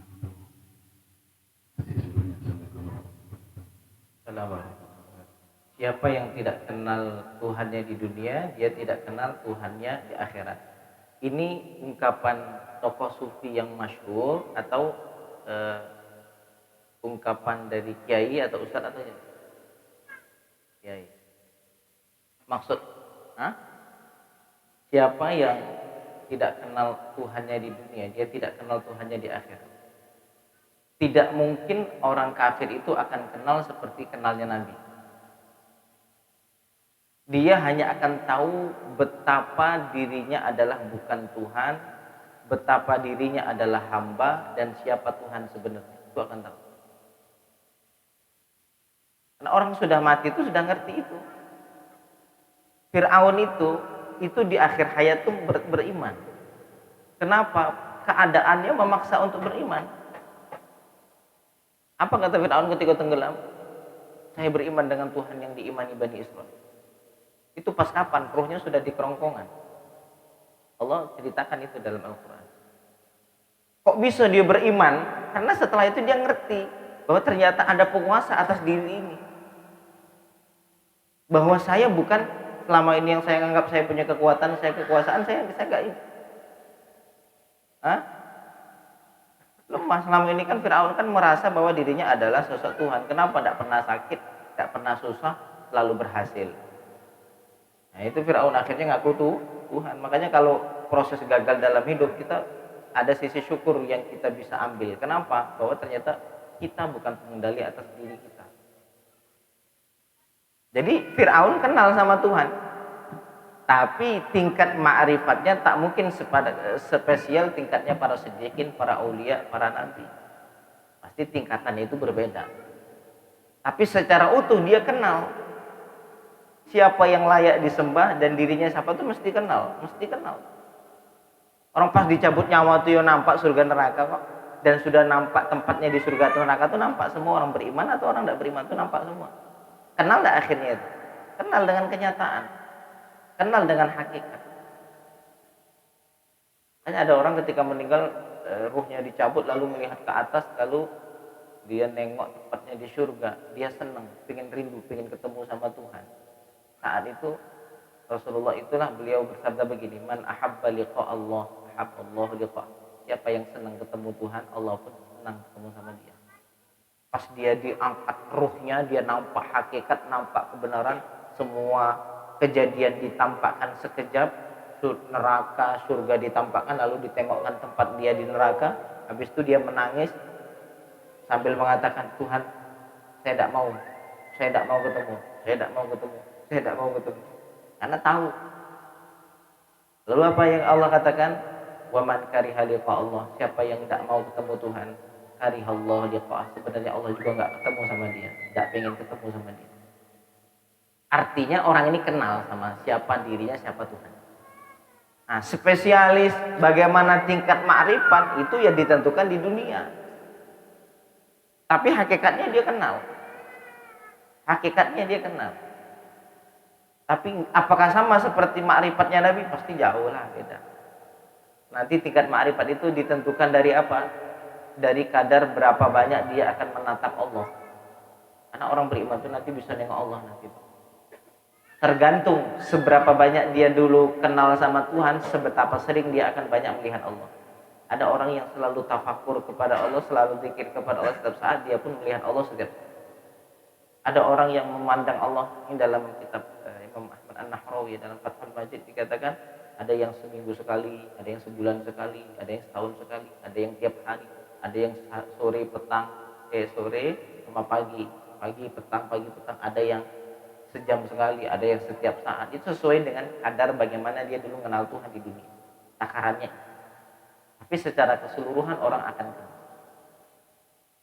Kenapa? Karena kalau misalnya nggak kenal, ya dia akan selalu mengingkari tentang ini. Dia akan selalu bertanya, kenapa saya dihukum? Ini siapa yang hukum saya? Pasti akan bertanya terus. Padahal mereka besok itu akan selalu ngerti, akan paham, saya salah. Makanya orang ketika di mahsyar, orang kafir itu sudah tahu dia bakal masuk neraka. Belum dihisab itu sudah tahu dia bakal masuk neraka, sudah ngerti. Karena sudah tahu bahwa yang dilakukan kekufuran ini selama ini salah, dan dia merasa bahwa ini adalah perbuatan yang tidak diridhoi sama Allah. Dia tahu hakikatnya, cuman tingkat pengenalan ma'rifatnya tidak sama seperti tingkat bagaimana ma'rifatnya orang-orang beriman. Tapi kenyataan itu dia tahu. Nah, mungkin ungkapan beliau tokoh itu ya tentang masalah itu. Dia tak akan mungkin bisa menikmati makrifat seperti makrifatnya orang beriman. Nah itu saya setuju itu. Gak mungkin orang kafir bisa merasakan, karena makrifat itu nikmat Pak. Makrifat itu indah. Nah, mungkin melihat dari sisi ini mereka tidak bisa merasakan, karena ya orang yang harusnya dibalas dengan keburukan masa bisa mendapatkan kenikmatan. Dia tidak akan bisa merasakan seperti makrifatnya orang beriman. Tapi kalau dia tahu siapa Tuhannya dan tahu siapa dirinya, pasti itu harus tahu. Kalau dia tidak tahu ya dia kayak bingung, ini saya di mana ini? Saya mau kemana ini? Ini bingung, tidak tahu. Tidak tahu pula dia merasa bersalah kalau dia tidak tahu ya. Kalau seandainya dia tidak tahu pasti, saya apa? Kok tiba-tiba saya di sini?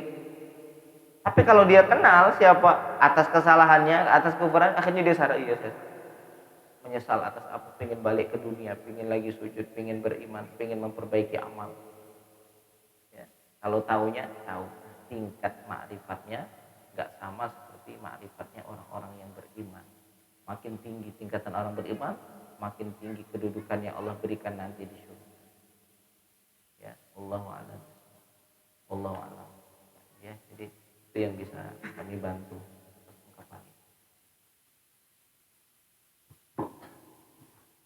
Kaumnya, kalau Bani Israel ya Bani Israel saja. Artinya apa? Kalau seandainya di luar Bani Israel tidak kenal Nabi ini tidak masalah. Itu ketentuan yang berlaku pada nabi-nabi terdahulu, ini harus kita pahami dulu. Jadi Nabi dulu diutus hanya untuk kaumnya, hanya untuk sukunya, dan untuk masanya. Meninggal Nabi selesai. Yang hidup setelah meninggal Nabi tidak kata urusan, tidak beriman, tidak akan dihisab. Karena Allah katakan dalam Al-Quran, wa ma kunna mu'adzibina hatta nab'atha rasul. Tidak mungkin kami mengazab sampai kami ngutus rasul. Kami utus rasul dan ngasih tahu ini baik benar, dia ngingkari, itulah yang saya hisab. Yang ngingkari ini loh, yang ngingkari atas kebenaran ini loh yang saya hisab. Orang yang tidak tahu cerita, nggak pernah tahu hukum, nggak pernah tahu salah atau benar, halal haram, tidak ada yang mengenalkan, orang ini selesai bebas. Yang disebut ahli fatrah. Apa yang terjadi pada siapa? Ayahanda Nabi Abdullah sama Siti Aminah. Ini ulama mengkategorikan mereka sebagai zaman ahli fatrah. Belum ketemu Nabi yang membawa risalah ketuhanan. Karena kosong antara Nabi Ismail sampai Nabi Muhammad, kosong ini Pak. Nah siapa yang hidup di zaman kekosongan ini, tidak ada Nabi yang diutus, tidak ada yang mengenalkan kepada Allah, mereka nggak akan dibebankan. Allah itu baik. Syariat Allah ini istimewa, sempurna. Dia dari sisi apapun tidak ada cacat. Kalau dalam surat Tabarok itu kan farja'il basara hal tara min futur. Kalau kita melihat alam semesta ini, adakah kita tengok yang cacat? Tidak usah alam semesta, syariat Allah saja yang kita tengok, tidak ada satupun hukum yang cacat. Semuanya seadil-adil. Orang yang lahir belum pernah mengenal dakwah Islam, dia matinya sebagai ahli fatrah. Orang yang salah. Seandainya zaman ini ada ahli fatrah, seandainya orang yang misalnya lahir tiba-tiba baru lahir dibuang sama, misalnya ini ada, dilahir dibuang sama orang tuanya di tengah hutan, orang tuanya pergi, tiba-tiba dia dibesarkan sama harimau, misal berandai-andai seandainya itu ada, lalu dia besarnya dengan bahasa harimau, akhirnya ketemu manusia, tapi kan tidak ngerti manusia ini ngomong apa, karena dia selama ini hidup dengan bahasa harimau. Pasti dia bisa bicara bahasa harimau, maksudnya dia ngerti interaksi itu, pasti ngerti. Saya yakin itu. Maka orang seperti ini mati tidak menyembah Tuhan, aman Pak. Hah? Misalnya kalau kesentuh apa enggak sama agama ini, itu aja sudah masalahnya. Adakah orang yang menyampaikan dakwah ke dalamnya? Kalau tidak ada orang yang menyampaikan ke sana, dia selamat. Tapi kalau sudah ada, akalnya lah mikir, sudah disampaikan tentang tauhid, ngingkari, salah. Jadi ahli fatrah, mereka disebut Pak sebagai ahlul fatrah. Apa ahlul fatrah? Fatrah itu artinya sela. Fatrah itu sela. Ya. Jadi zaman ahli fatrah itu di sela kekosongan kenabian. Mereka ini adalah orang-orang yang selamat. Walaupun tidak kenal Tuhan, walaupun tidak nyembah Tuhan, mereka adalah orang yang selamat. Walaupun ada pendapat yang mengatakan begini, ada dua pendapat ya, dalam masalah ini. Pendapat pertama mengatakan dia selamat selagi tidak menyembah selain Allah. Misalnya menyembah selain Allah, menyembah batu, menyembah apa. Ada yang bilang begitu. Pokoknya dia tidak menyembah apa-apa karena tidak kenal apa-apa. Ya sudah, dia orang yang selamat walaupun tidak menyembah. Ada yang berpendapat begitu. Tapi ada yang berpendapat pokoknya selagi dia tidak dikenalkan dengan agama, tidak ada yang mengenalkan agama, tidak tersentuh dengan agama Islam, maka dia orang yang selamat. Ini dua pendapat masalah ini. Artinya apa? Orang itu selamat, Pak. Kalau kasusnya memang begitu. Tapi kalau kasusnya sudah datang dakwah, sudah dikenalkan tentang ketuhanan yang satu, tentang tauhid, dia tidak percaya, dia mengingkar, inilah orang yang nanti bakal dihisab. Karena orang yang mengingkari kebenaran inilah yang akan nanti bertanggung jawab besar. Kita sebagai orang Islam sudah percaya sama Allah. Kita tidak mengingkari satu hukum. Kita tidak melakukan karena malas. Itu pun masih ada toleransi, Pak. Contoh, ada orang tidak sholat. Ngapa tidak sholat? Ya, saya pengenlah sholat. Kadang malas. Capek kadang. Kerja seharian kuat. Banting tulang di bawah matahari kuat. Suruh sholat Allahu Akbar di dalam rumah. Bersih. Habis itu tidak tenang. Ada sebagian muslim yang begitu. Ada yang sebagian begitu ya. Maka orang seperti ini kalau alasannya malas masih ada toleransi. Ada si kok lagi ngapa dah sholat? Tidak penting sholat tuh. Kita tuh yang penting berbuat baik, bela. Orang ini bisa murtad. Karena mengingkari suatu kewajiban yang sudah daruri dalam agama. Apa itu daruri? Yang semua orang tahu tentang kewajibannya itu daruri. Anak kecil juga tahu sholat 5 waktu itu wajib. Kok ada orang dewasa yang tidak percaya, itu sudah murtad, keluar dari agama. Jadi orang yang mengingkari kebenaran inilah orang yang ya, paham sampai di sini ya, Pak ya. Jadi mereka tergolong sebagai zaman ahli fatrah, zaman kekosongan, Pak. Jadi selamat, Pak. Alhamdulillah menjawab, Pak ya. Alhamdulillah. Ustaz menyambung pertanyaan dari Bapak Yusri tadi dan pertanyaan dari Pak Haji. Ada dua hal yang saya sorot di sini. Yang pertama masalah pertanyaan dari Pak Haji, masalah melihat Tuhan atau melihat Allah di surga nanti. Saya izin bertanya Ustaz, apakah melihat Tuhan di surga nanti itu semua yang berada di level surga tertentu atau 1, 2, 3 sampai itu apakah semuanya mendapat nikmat itu? Itu yang pertama. Yang kedua, apakah sebagai manusia yang terbatas sekali kita tuh memang diberi privilege atau keistimewaan untuk melihat wajah Tuhan? Apakah kita memang diberi istimewa, ya udah hari ini akan aku buka tabir, kalian boleh melihat wajahku? Apakah seperti itu? Apakah kita tuh sebagai manusia biasa bisa menembus zat yang maha suci itu gitu? Yang pertama. Yang kedua, yang pertama tadi bagaimana apakah semua orang yang berada di surga mendapatkan nikmat itu? Dan kedua adalah apakah mampu kita sebagai manusia biasa melihat benar-benar zat suci itu? Itu yang kedua. Yang kedua, pertanyaan berikutnya menyambung dari pertanyaan Pak Yusuf tadi adalah masalah hidayah atau takdir yang telah Tuhan tetapkan terhadap seseorang. Bahwa gini, kalau jawaban Ustaz tadi adalah kalau seandainya di suatu daerah, misalnya di pulau terpencil, kita lihat ada pulau itu di Pasifik misalnya, di Pasifik yang notabene itu memang susah untuk dimasukin kapal atau dakwah, itu memang susah untuk disusuri di sana. Nah, berdasarkan sejarah misalnya gitu ya, orang Barat itu terlebih dahulu datang ke sana. Orang misionaris atau yang penyebar agama Kristen itu lebih dahulu menyebarkan Kristennya dibandingkan Islam datang ke situ misalnya. berdasarkan pengalaman dari antropologi bahwa kalau kita tuh sudah merasa yakin dengan pegangan agama kita sendiri, itu akan sulit bagi kita untuk melepas kepercayaan kita.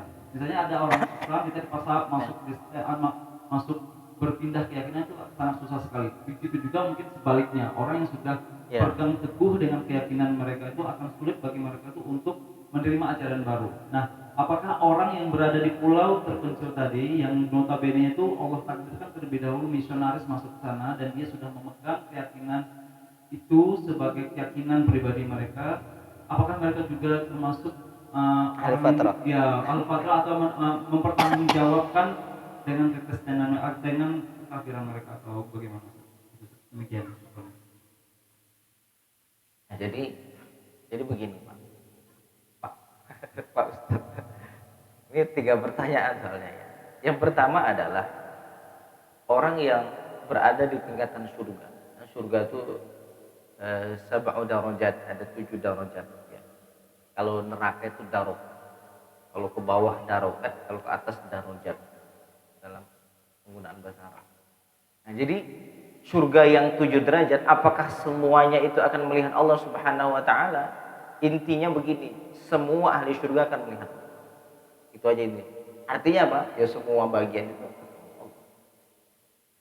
Cuman sekarang begini, karena Allah fauqa kulli tasawwur, Allah fauqa kulli idrak.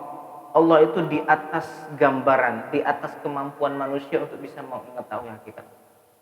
Artinya apa? Ketika kita sudah dikatakan kita akan melihat Allah, Bapak Ibu, jangan kita bayangkan melihat itu seperti keadaan kita melihat satu sama lain. Itu aja dulu, pegang dulu. Kalau kita sudah dari awal salah menilai makna melihat, maka selanjutnya kita salah memahami. Alhamdulillah Allah berikan paham itu dari dulu. Ketika mengenal Tuhan tuh nggak pakai akal. Alhamdulillah. Tapi di atas akal. Ya sudah, namanya pun nggak tahu, nggak ngerti apa namanya. Sehingga Allah kasih pemahaman. Dari dulu nggak pernah mempertanyakan bagaimana cara melihat Tuhan, tuh nggak pernah bertanya. Karena kalau sudah bertanya bagaimana cara, itu sudah menggunakan akal. Sudah pakai logika. Sedangkan Allah di atas logika.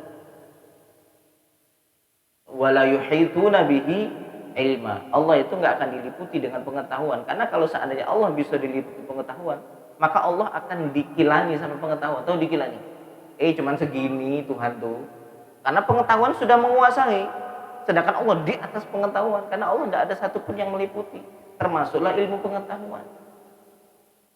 La tudrikul absar. Tuhan tidak akan mungkin bisa dikuasai, didapati dengan pandangan.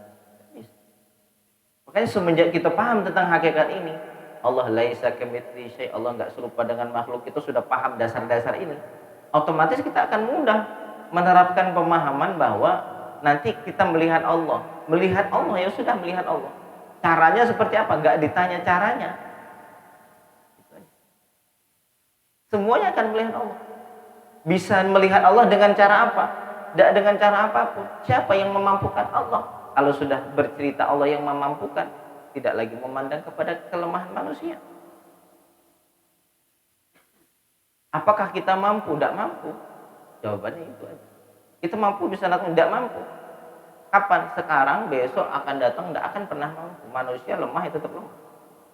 Manusia itu lemah, selamanya lemah. Tidak bisa tiba-tiba jadi kuat, jadi Tuhan, tidak bisa. Bisa tidak kita jadi Tuhan? Tidak bisa. Kita lemah, ya lemah. Sampai kapanpun lemah. Kita sekarang butuh sama Allah, butuh. Di surga butuh Allah, Pak. Untuk bisa menikmati nikmatnya surga, butuh Allah. Setiap detiknya butuh Tuhan. Butuh madat dari Tuhan, tidak pernah lepas. Akhirnya apa? Melihat Allah pun bisa, itu bukan karena diri kita, tapi billah.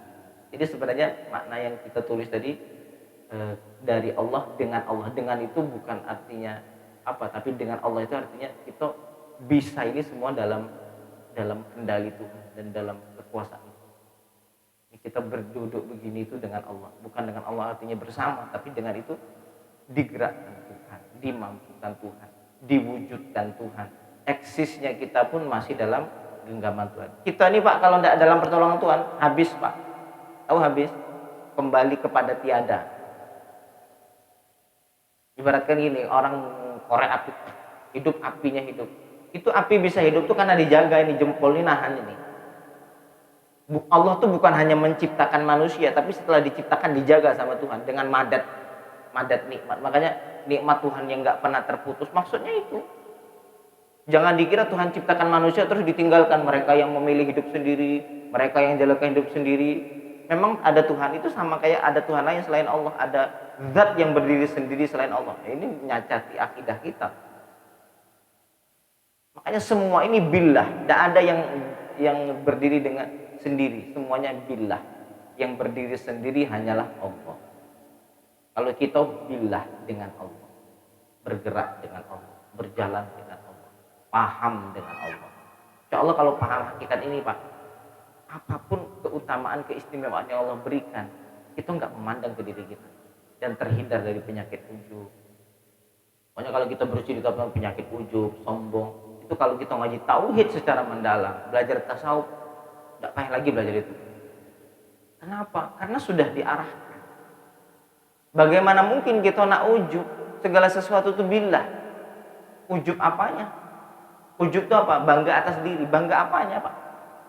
Kalau kita setiap detiknya kita berhutang sama Tuhan, ujub apanya? Makin hari makin istiqomah, ini makin malu sama Tuhan, rasanya makin malu. Kau yang. Jadi gini, manusia itu setiap kali dia melihat kenikmatan yang datang, makin banyak nikmat yang datang, makin besar nikmat yang datang, makin memandang dia makin kecil, makin sirna fana, tidak melihat lagi diri. Tapi kalau tidak melihat Allah, dan dia tampak besar, sedikit pun dia tak melihat Allah. Jadi kalau ditanya, mampu dah kita bisa melihat keagungan Allah? Tidak mampu. Lalu melihatnya dengan bagaimana? Dengan Allah. Dengan Allah. Allah yang memampukan untuk itu. Rahasia Allah itu di luar apa yang bisa kita mampu untuk berpikir.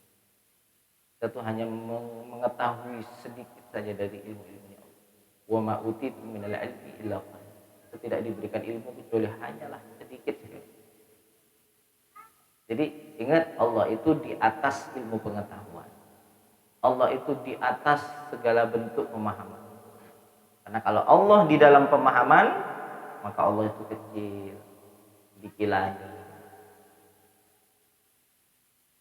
Itu pertanyaan keberapa tadi? 1, 2 ya? 1, 2 sudah ya? Kira-kira ngaji gini paham nggak Pak? Insya Allah Pak ya, nyambunglah ceritanya Pak ya. Nah, terus yang ketiga, yang terakhir. Yang terakhir. Oh ya. Nah, jadi ada suatu pulau terpencil yang dimana orang itu kembali lagi kepada dua pendapat tadi. Kalau pendapat yang pertama yang mengatakan bahwa orang tersebut diterima. Kenapa diterima? Karena tidak pernah sampai dakwah kepadanya. Karena syarat seseorang dikatakan mukallaf itu apa? Yaitu orang yang sampai kepadanya dakwah dan panca inderanya normal.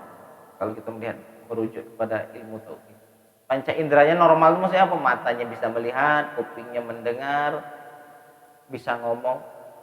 Ini adalah akses untuk seseorang bisa percaya atas sesuatu.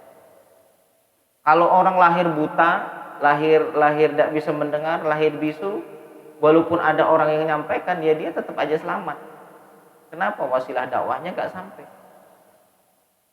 Nah, jadi seandainya kita tanya, orang itu tiba-tiba masuk, orang Kristen di situ lalu mengajarkan tentang Tuhan, tentang Kristen. Kalau menurut pendapat yang pertama mengatakan termasuk selamat. Kalau Islam nggak ada pembandingnya yang masuk ya. Kalau Islam betul-betul nggak masuk di situ. Tapi kalau menurut pendapat yang kedua dikatakan nggak selamat. Kenapa? Kenapa nggak selamat kira-kira? Karena konsep ketuhanan yang diajarkan oleh orang Kristen itu berbalik, berseberangan dengan hakikat akalnya orang sehat. Jadi dia kenanya di situ. Kok bisa kamu percaya sama yang salah? Oh, kami tahu dari mana itu salah. Kamu masa iya menuhankan Tuhan yang baru datang? Yesus baru lahir kok jadi Tuhan. Terus yang ngatur alam semesta ini siapa sebelum dia lahir? Kekuatan siapa yang ngatur langit bumi ini kok bisa tetap ada sebelum adanya Yesus? Kan itu kan jadi satu cacat. Makanya banyak, saya pernah ketemu sama orang mualaf. Ternyata di Kristen itu banyak cuci otak. Sudahlah, percaya saja, selamat, kamu ditebus sama Yesus. Cuma itu Pak, kalau diajak debat selesai itu Pak. Selesai apa tidak bisa jawab. Bingung sendiri, terbolak-balik ke situ. Makanya cuma Islam yang bisa mempertanggungjawabkan semua pertanyaan ketuhanan, bisa dipertanggungjawabkan. Kebenarannya sesuai akal logika yang sah. Pertanyaan nebus dosa. Dia Tuhan kok nebus dosa? Nebusnya ke siapa? Harusnya kan mikir. Berarti dia nebus ke sesuatu yang lebih besar dari dia gitu loh. Betul lah Pak? Masuk logika Pak? Nebus dosa, nebus sama siapa? Kita misal punya anak-anak kita diculik orang. Yang nyulik siapa? Orang lain kan? Lalu kamu bisa nih ngambil anakmu, tapi dengan syarat kamu nebus 100 juta. Dia nebus ke sesuatu yang lebih besar dari dia, yang dia tidak kuasa atas itu. Yalah, saya siapkan 100 juta, saya nak nebus anakku biar bisa lolos. Ya. Secara logika berarti kan ada kekuatan lain kalau dia nebus. Ya, kekuatan dia nebus ke siapa itu tadi? Tidak. Akal saya. Ya, masa nyembah Tuhan yang tidak masuk akal. Gitu. Mungkin menurut pendapat kedua orang ini tetap saja dikatakan tidak selamat menurut pendapat kedua. Kenapa? Karena konsep ketuhanan selain Islam, selain Allah itu amburadul. Enggak beres. Pokoknya mempercayai sesuatu, kalau dalam Al-Quran dikatakan in hiya illa asmaun samaitumuha antum wa aba'ukum. Tuhan itu yang kalian sembah. Lata, Uzza itu cuma nama yang bapak kalian namai. Ini Tuhan Tuhan kita namanya Lata nih. Akhirnya orang nyembah. Apakah sesuatu yang bukan Tuhan kita namai Tuhan jadi Tuhan dia Pak? Bisa gitu. Ini patung namanya Lata. Ayo kita sembah, ini adalah Tuhan. Akhirnya anak cucu ngikut. Dan kan logika mikir ini apa ini? Nah, dia tidak ada, dia saja diciptakan. Bagaimana mungkin bisa? Sedangkan manusia yang nyembah, manusia lebih baik dari yang disembah. Betul lah, secara logika masa iya saya nyembah sesuatu yang lebih hina dari saya? Logikanya mana itu? Awak yang buat, tahu dia tuh dari banyak kotor ini gitu kan. Nah, itu kan sebenarnya logika bisa disalah. Karena kenal Tuhan itu memang pakai logika. Nah, itulah intinya. Jadi saya kasih dua gambaran pendapat, sudut pandang pertama sama kedua. Kalau menurut pendapat pertama, karena nggak ada yang mendakwahkan Islam sehingga dia selamat. Pendapat pertama. Tapi pendapat yang kedua, dia salah karena dia tidak menggunakan akalnya untuk ma'rifat, mengenal kebenaran. Makanya sampai ada seorang, saya lupa, Einstein ini siapa? Ahli apa nanti? Ada dulu, di masa dulu, orang tidak kenal Tuhan. Dia orang pintar. Lupa namanya. Saya pernah nyampaikan. Dia tidak beriman sama Allah. Dia tidak beriman kepada Tuhan siapapun. Tapi dia ngomong bahwa ada pencipta. Itu aja cuman. Dia ngomong itu aja.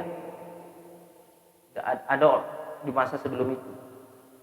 Ada pencipta, itu aja sudah bahasanya gitu. Karena orang yang mikir mesti mikir, tidak mungkin ini tiba-tiba sendiri datang. So, kita di rumah Pak secara logika nih. Tadi pas berangkat ke sini dituduh nasi tidak ada lauk. Pas pulang banyak lauk, ada ayam, ada daging, ada rendang, ada. Logika selalu mikir, ini siapa yang bawa? Kita selalu bertanya siapa yang menjadikan. Tapi kenapa saat kita melihat langit bumi sendiri berganti siang malam, hujan, terang, kita tidak pernah nanya siapa yang apa? Perkara yang besar yang harusnya dipertanyakan malah tidak dipertanyakan. Hal kecil lahu ada, tadi tidak ada. Kita nanya nih siapa yang naruh, siapa yang bawa, siapa yang masak. Ngapa tidak kita tanya nih bagaimana langit ini bisa tercipta, betapa indahnya sang pencipta, betapa perkasanya, betapa bumi indah. Tidak. mikir lah Pak. Cuman kadang nggak mau mikir. Sebenarnya logika kita tuh ke situ, nggak jauh. Cuman kadang kan kurang ngeh be cuman. Hujan, pantes lah panas hari ini. Berputar-putar lah di situ. Akhirnya ya sudah dari makhluk ke makhluk, dari makhluk ke makhluk, nggak selesai-selesai. Nggak kenal Tuhan akhirnya. Wajarlah dia kaya. Wah, ini memang dulu giatnya, memang ini. Apa nak melihat Allah sang maha pemberi rezeki? Semuanya diikat ke situ, bola ke situ, bola ke situ. Nah itu, ini pertanyaan. Allahu a'lam.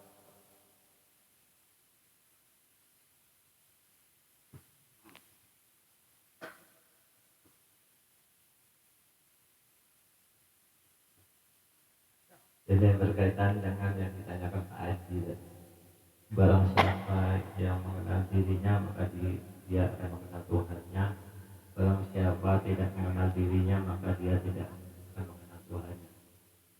Ini Allah kasih paham bahwa kalau kiranya bentrok mohon diluruskan, kiranya salah mohon dibetulkan. Diawali dari kita bersaksi Asyhadu an la ilaha illallah wa asyhadu anna Muhammadar Rasulullah. Asyhadu an la ilaha illallah secara umum kita maknai bersaksi tiada Tuhan selain Allah. Secara singkat kita maknai tiada Tuhan yang ada hanya Allah.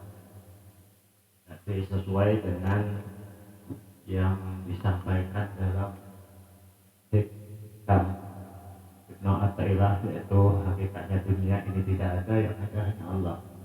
Itulah digambarkan di situ sebenarnya Ustaz. Tiada Tuhan, yang ada hanya Allah.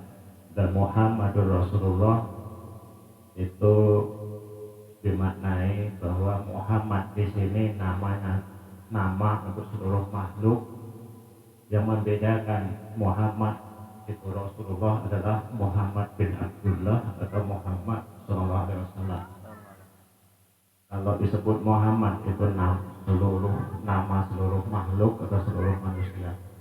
Nah, Rasulullah itu kita bisa maknai dengan rasa yang datangnya dari Allah, baik rasa yang datang dalam diri, karena rasa itu hanyalah diri Allah. Begitu Pak Ustaz. Atau secara singkat kalau kasih paham, Allahu ruhun Muhammadun jasadun. Allah merupakan ruh, Muhammad adalah zahirnya makhluk. Begitu Pak Ustaz. Yang membedakan tadi kalau Muhammad itu untuk semua makhluk itu Muhammad, tapi kalau baginda Rasulullah itu Muhammad bin Abdullah atau Muhammad Sallallahu Alaihi Wasallam. Ulangi lagi yang terakhir di mana? Kalau Muhammad untuk makhluk, Muhammad Rasulullah. Muhammad itu kan asyhadu an la ilaha illallah. Tiada Tuhan yang ada hanya Allah. Muhammadur Rasulullah. Muhammad itu seluruhnya Allah, atau Muhammad itu kan utusannya Allah. Jadi kalau Muhammad di sini adalah nama untuk seluruh makhluk, maka Muhammad berzahir kita itulah seluruhnya Allah. Tapi kalau yang disebut utusan Allah atau Muhammad bin Abdullah, itulah Muhammad kanjeng Nabi kita. Nah, Rasulullah pada diri kita ialah rasa, karena rasa itu datangnya dari Allah. Rasa lapar, rasa haus, rasa ingin buang hajat, semua rasa kan milik Allah. Nah, rasa itulah yang memerintahkan jasmani kita untuk melakukan segala sesuatu. Begitu Pak. ya. Sebenarnya itu adalah ungkapan. Setiap orang ini Pak, setiap orang ketika nanti dia mulai masuk ke dalam ranah sufi, suluk ya, nanti akan ada takbir-takbir secara lisan. Maka sebenarnya Syekh Yusri itu beliau mengatakan gini, saya itu ketika beliau pernah menyampaikan dulu pas kita belajar kitab Manazirus Sairin Imam Harawi, dan itu sudah dicetak syarahnya itu, dan dari syarahnya kitab Manazirus Sairin Imam Harawi. Dan kata beliau itu 3 kitab tasawuf, Manazilus Sairin, Hikam, sama Risalah Kusyairiyah ini, kalau 3 ini dikuasai, kitab lain itu akan mudah dipahami. Terus kalau Ihya bagaimana? Ihya itu sudah gamblang, dia sudah penjelasan. Tapi kalau 3 kitab ini butuh disyarah atau butuh dijelaskan. Nah, kata beliau mengatakan bahwa tasawuf itu rasa. Rasa itu nggak bisa ngikut sebenarnya, Pak. Makanya mohon maaf saya katakan, hadis binikmat. Seandainya al-fakir tidak merasakan, mungkin sulit sekali untuk bisa menyampaikan. Karena itu memang sunnahnya begitu, Pak. Tasawuf itu alam rasa. Tidak bisa kita menjelaskan dengan logika, nggak ketemu. Yang dengar bingung. Yang ngomong bingung, yang dengar lebih bingung. Ini serius. Karena setiap orang nanti akan melalui proses. Jadi gini, seseorang nih mulai suluk nih. Dia suluk, lalu dia belajar. Nanti setiap orang itu akan punya rasa masing-masing. Akan punya rasa masing-masing. Bapak punya rasa itu tidak bisa diingkari. Dan rasa nggak mungkin sama. Ingat itu. Rasa nggak, makanya ketika nanti kita menjelaskan, nanti setiap kepala yang hadir di sini, setiap orang pasti punya takbir masing-masing, punya bahasa masing-masing untuk menjelaskan itu. Makanya muncullah tadi ungkapan tadi. Kalau saya dengar tidak ada yang salah ungkapan tadi. Sesuai seperti ruhnya, seperti apa yang pada kenyataan yang disampaikan Pak RT tadi. Tidak ada yang masalah. Semuanya. Cuman itu kan takbir dari rasa. Nanti ada orang lagi Bapak mengungkapkan hal yang apa. Hanya saja ada yang Allah izinkan untuk mentakbirkan, ada yang tidak Allah izinkan untuk mentakbirkan. Dia hanya bisa memendam rasa, tapi punya rasa. Makanya saya sering mengatakan wali itu ada wali yang masyhur, dikenal. Ada wali yang tidak masyhur, dan ini yang lebih banyak. Wali yang nggak masyhur ini kita lihat tampaknya bodoh, tampaknya nggak dikenal sama orang, tapi kalau dibuka hatinya lautan. Dia nggak bisa mengungkapkan, tapi hatinya lautan. Lautan ma'rifat, lautan rasa. Nak mengungkapkan dia bingung. Orang yang dengar juga nggak akan bisa paham. Orang dia mengungkapkan saja bingung, tapi rasa itu terpendam dalam hati.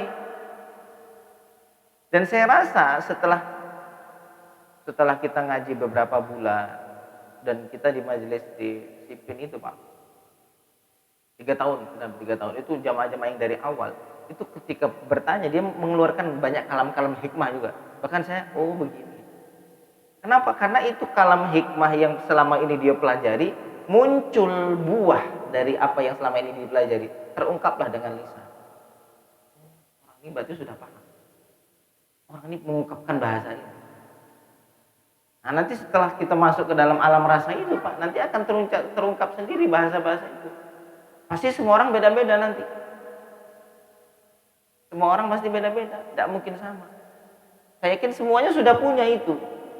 Cuman ada yang bisa mengungkapkan, ada yang nggak bisa. Hanya ditanya, paham nggak paham? Kayak mana pahamnya? Tidak bisa diungkapkan dengan kata-kata. Nah, itu. Karena memang alam rasa. Alam rasa, saya rasa yakin ini kalau nggak karena rindu, tidak mau datang ke sini Pak. Saya tuh merasa ada sisi berkah. Berkahnya di mana? Keikhlasan jamaah. Ini bukan berkah yang ajar, tidak ada sama sekali. Ini berkah orang yang datang, ikhlas inilah sehingga menjadikan kemudahan bagi yang menjelaskan. Ini ngalap berkah dari yang hadir ini. Ini kalau tidak rasa rindu, tidak mau datang capek-capek malam-malam Pak. Balik jam 12, besok nak ngantar anak sekolah lagi. Jauh. Ini kalau tidak dorongan itu, rasa itu tidak mungkin, mustahil secara akal. Tapi dalam masyiah Allah, ya siapa saja bisa Allah kehendaki untuk nanti tidak. Tapi secara logika kita, kalau orang tidak dorongan rasa itu tidak mungkin datang. Sehingga saya rasa Bapak Ibu punya rasa itu, punya Pak rasa itu Pak, punya rasa itu Pak.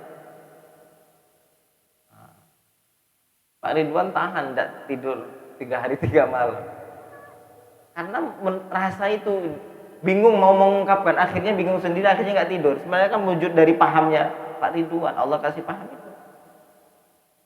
Nah, jadi yang diungkapkan Pak RT tadi, saya lihat tidak ada masalah.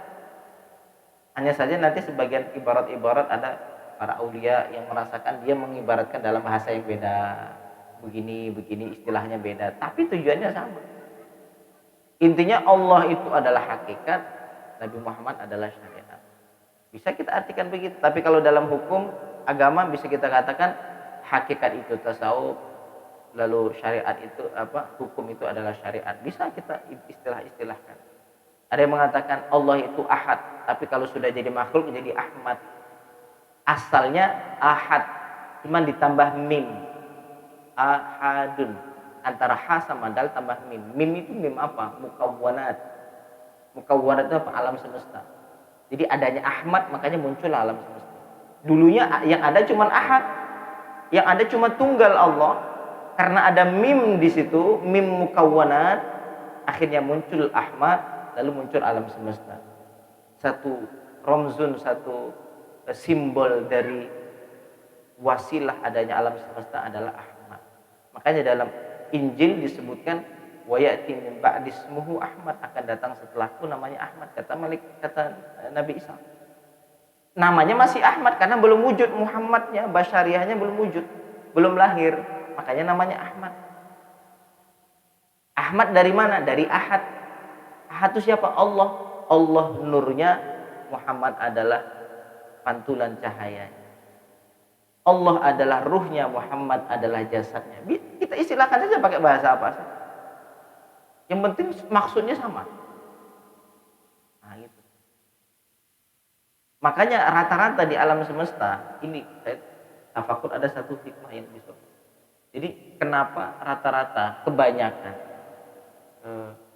yang melahirkan itu disebut mama, mami, mom. Kenapa mim? Mukawwanat. Awal pencipta manusia dari mim. Itu simbol, Pak. Manusia awal terciptanya dari ibu. Sehingga pemanggilan nama pun tidak lepas dari huruf mim. Walaupun ada bahasa lain ya. Tapi banyaknya dari mim. Kenapa ini simbol mukawwanat tadi? Mim Muhammad tadi. Mim mukawwanat tadi. Ahad, Ahmad, mim. Tiga, mom, mami, mama, mae. Apalagi? Mim aja semuanya. Mboe. Allah ilhamkan lisan banyak manusia itu nggak lepas nyebut mama itu mim. Kenapa? Mim itu wujud dari awal muasal adanya. Masya Allah. Mami nggak lepas dari mim lah. Ummi, ummah, apalagi?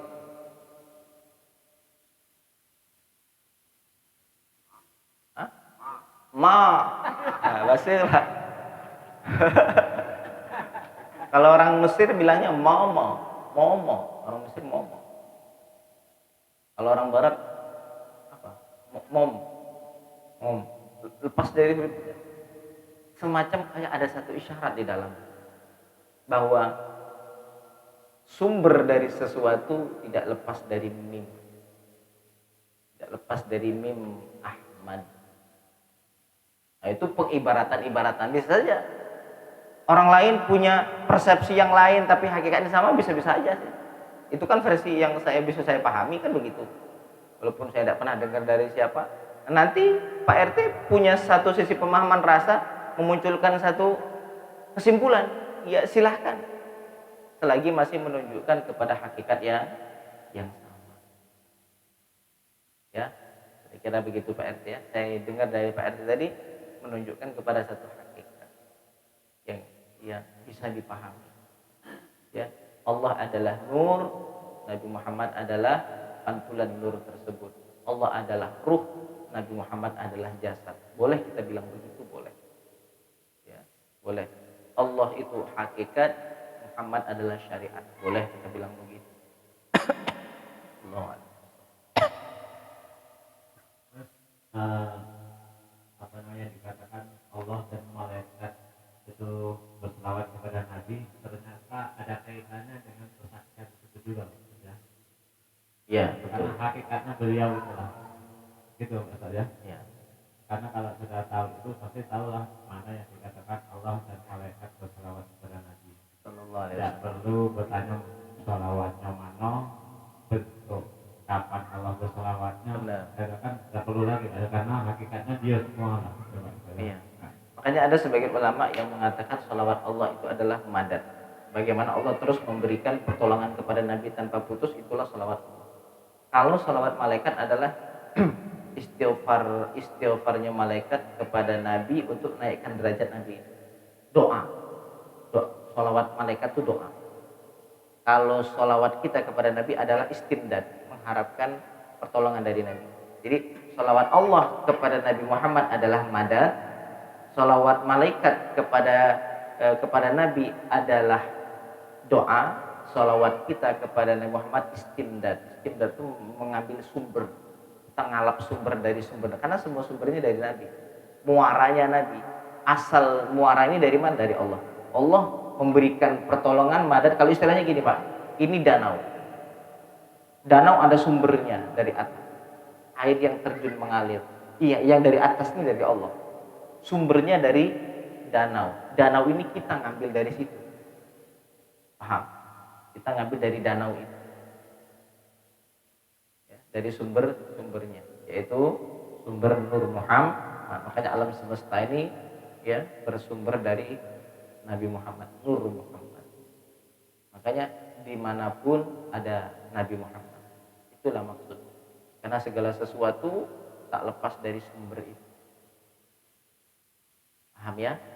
Segala sesuatu tidak lepas dari sumber. Allahu a'lam.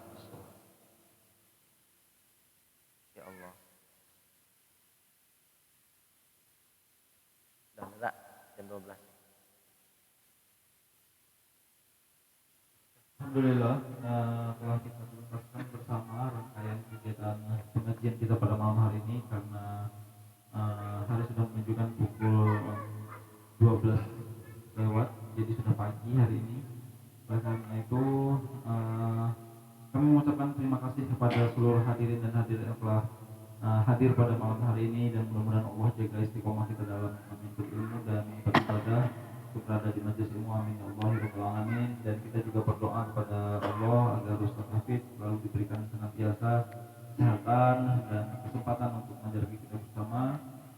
Dan terakhir, saya selaku moderator pada malam hari ini juga memohon maaf sedalam-dalamnya jika ada kata-kata yang kurang berkenan atau sikap yang kurang baik. Karena itu kita tutup pengajian kita malam hari ini dengan pembacaan doa yang dipimpin oleh Prof. Rafi. Kepada beliau kami persilakan sekaligus menutup pengajian pada malam hari ini. Allah. Mudah-mudahan seluruh yang hadir malam ini dipandang khusus oleh Allah, ya, menjadi wujud bahwa Allah Subhanahu Wa Taala juga sama kita, Allah cinta sama kita. Kita berharap kepada Allah mudah-mudahan sebagaimana kita berkumpul di sini, kita juga nanti berkumpul di akhirat bersama kekasih kita Nabi Agung Nabiullah Muhammad Sallallahu Alaihi Wasallam. Amin amin ya rabbal alamin. Kita berharap kepada Allah nanti di akhirat kita dapat melihat Allah Subhanahu Wa Taala min ghairin qita'in, ya, tanpa terputus, tanpa terhenti. Amin amin ya rabbal alamin. Ya Allah, berikanlah kenikmatan kepada kami dapat memandang Zat-Mu, memandang wajah-Mu ya Allah, dengan kedua mata Nabi Muhammad SAW, dengan kedua mata Nabi Muhammad SAW, dengan kedua mata Nabi Muhammad SAW. Al-Fatihah. A'udzu billahi minasyaitonir rajim. Bismillahirrahmanirrahim. Alhamdulillahi rabbil alamin. Ar-Rahmanir Rahim. Maliki yaumiddin. Iyyaka na'budu wa iyyaka nasta'in. Ihdinas siratal mustaqim. Siratal ladzina an'amta 'alaihim ghairil maghdubi 'alaihim waladdallin. Mudah-mudahan Allah ajari kita adab mengenalnya. Rasulullah bersabda, "Adabani Rabbi fa ahsana ta'dib." Allah mendidik diriku sehingga baguslah adab. Meminta kepada Allah, Allah mendidik akhlak kita, Allah mendidik perilaku kita, Allah mendidik kita untuk bisa mengenalnya dan untuk menjadikan Allah adalah segalanya, dan Allah adalah pusat dari seluruh perhatian kita. Dan kita minta kepada Allah supaya Allah Subhanahu Wa Taala selalu menjadikan pusat dalam kehidupan kita, pusat perhatian kita, pusat dalam mencari ridhonya, pusat dalam mencari cintanya.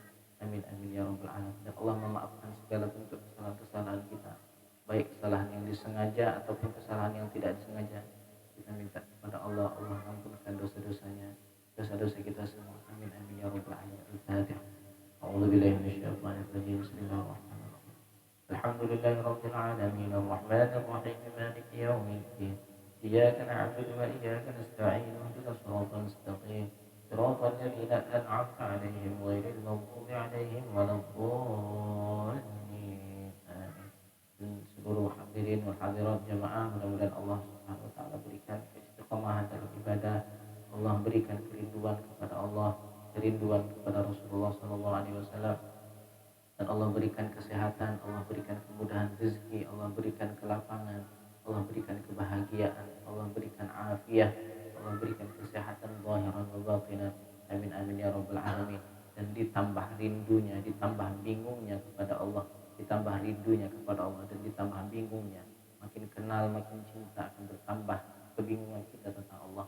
Karena sejatinya Allah itu tidak bisa diliputi apapun. Semakin kita mengenalnya, semakin kita rindu, ingin makin mengenalnya dan mendekatnya. Mudah-mudahan di dalam hati kita Allah cicipi rasa seperti bagaimana Allah mencicipi rasa para wali-walinya, para ahli arifin, orang-orang yang kenal, orang-orang yang rindu kepada Allah Subhanahu wa taala. Amin ya rabbal alamin. Al-Fatihah. A'udzu billahi minasyaitonir rajim. Bismillahirrahmanirrahim. Alhamdulillahi rabbil alamin. Arrahmanir rahim. Maliki yaumiddin. Iyyaka na'budu wa iyyaka nasta'in. Ihdinas siratal mustaqim. Siratal ladzina an'amta 'alaihim ghairil maghdubi 'alaihim waladdallin. Amin. Walhamdulillahi rabbil alamin. Allahumma salli salatan kamilatan wa sallim salaman taman ala sayyidina Muhammadin alladhi bihi al-'uqadu wa tanfariju bihi al-qurabu wa tuqadha bihi al-hawaiju وتنال به الرغائب وحسن الخواتيم ويستسقى الغمام بوجه الكريم وعلى آله وصحبه في كل لمحة ونفس بعدد كل معلوم. Alhamdulillahi rabbil alamin. Subhanakallahumma wa bihamdika asyhadu an la ilaha illa anta astaghfiruka wa atubu ilaik. Subhanakallahumma wa bihamdika asyhadu an la ilaha illa anta astaghfiruka wa atubu ilaik. Subhanakallahumma wa bihamdika asyhadu an la ilaha illa anta astaghfiruka wa atubu ilaik. Wassallallahu ala sayyidina Muhammad walhamdulillahi rabbil alamin. Assalamualaikum warahmatullahi wabarakatuh. Sebelum ditutup majelis pada malam hari ini, tadi selintir informasi dari Habib Qadir. Insyaallah kapan berangkat Habib? Jadi berarti Bunda tidak di sini lagi. Bunda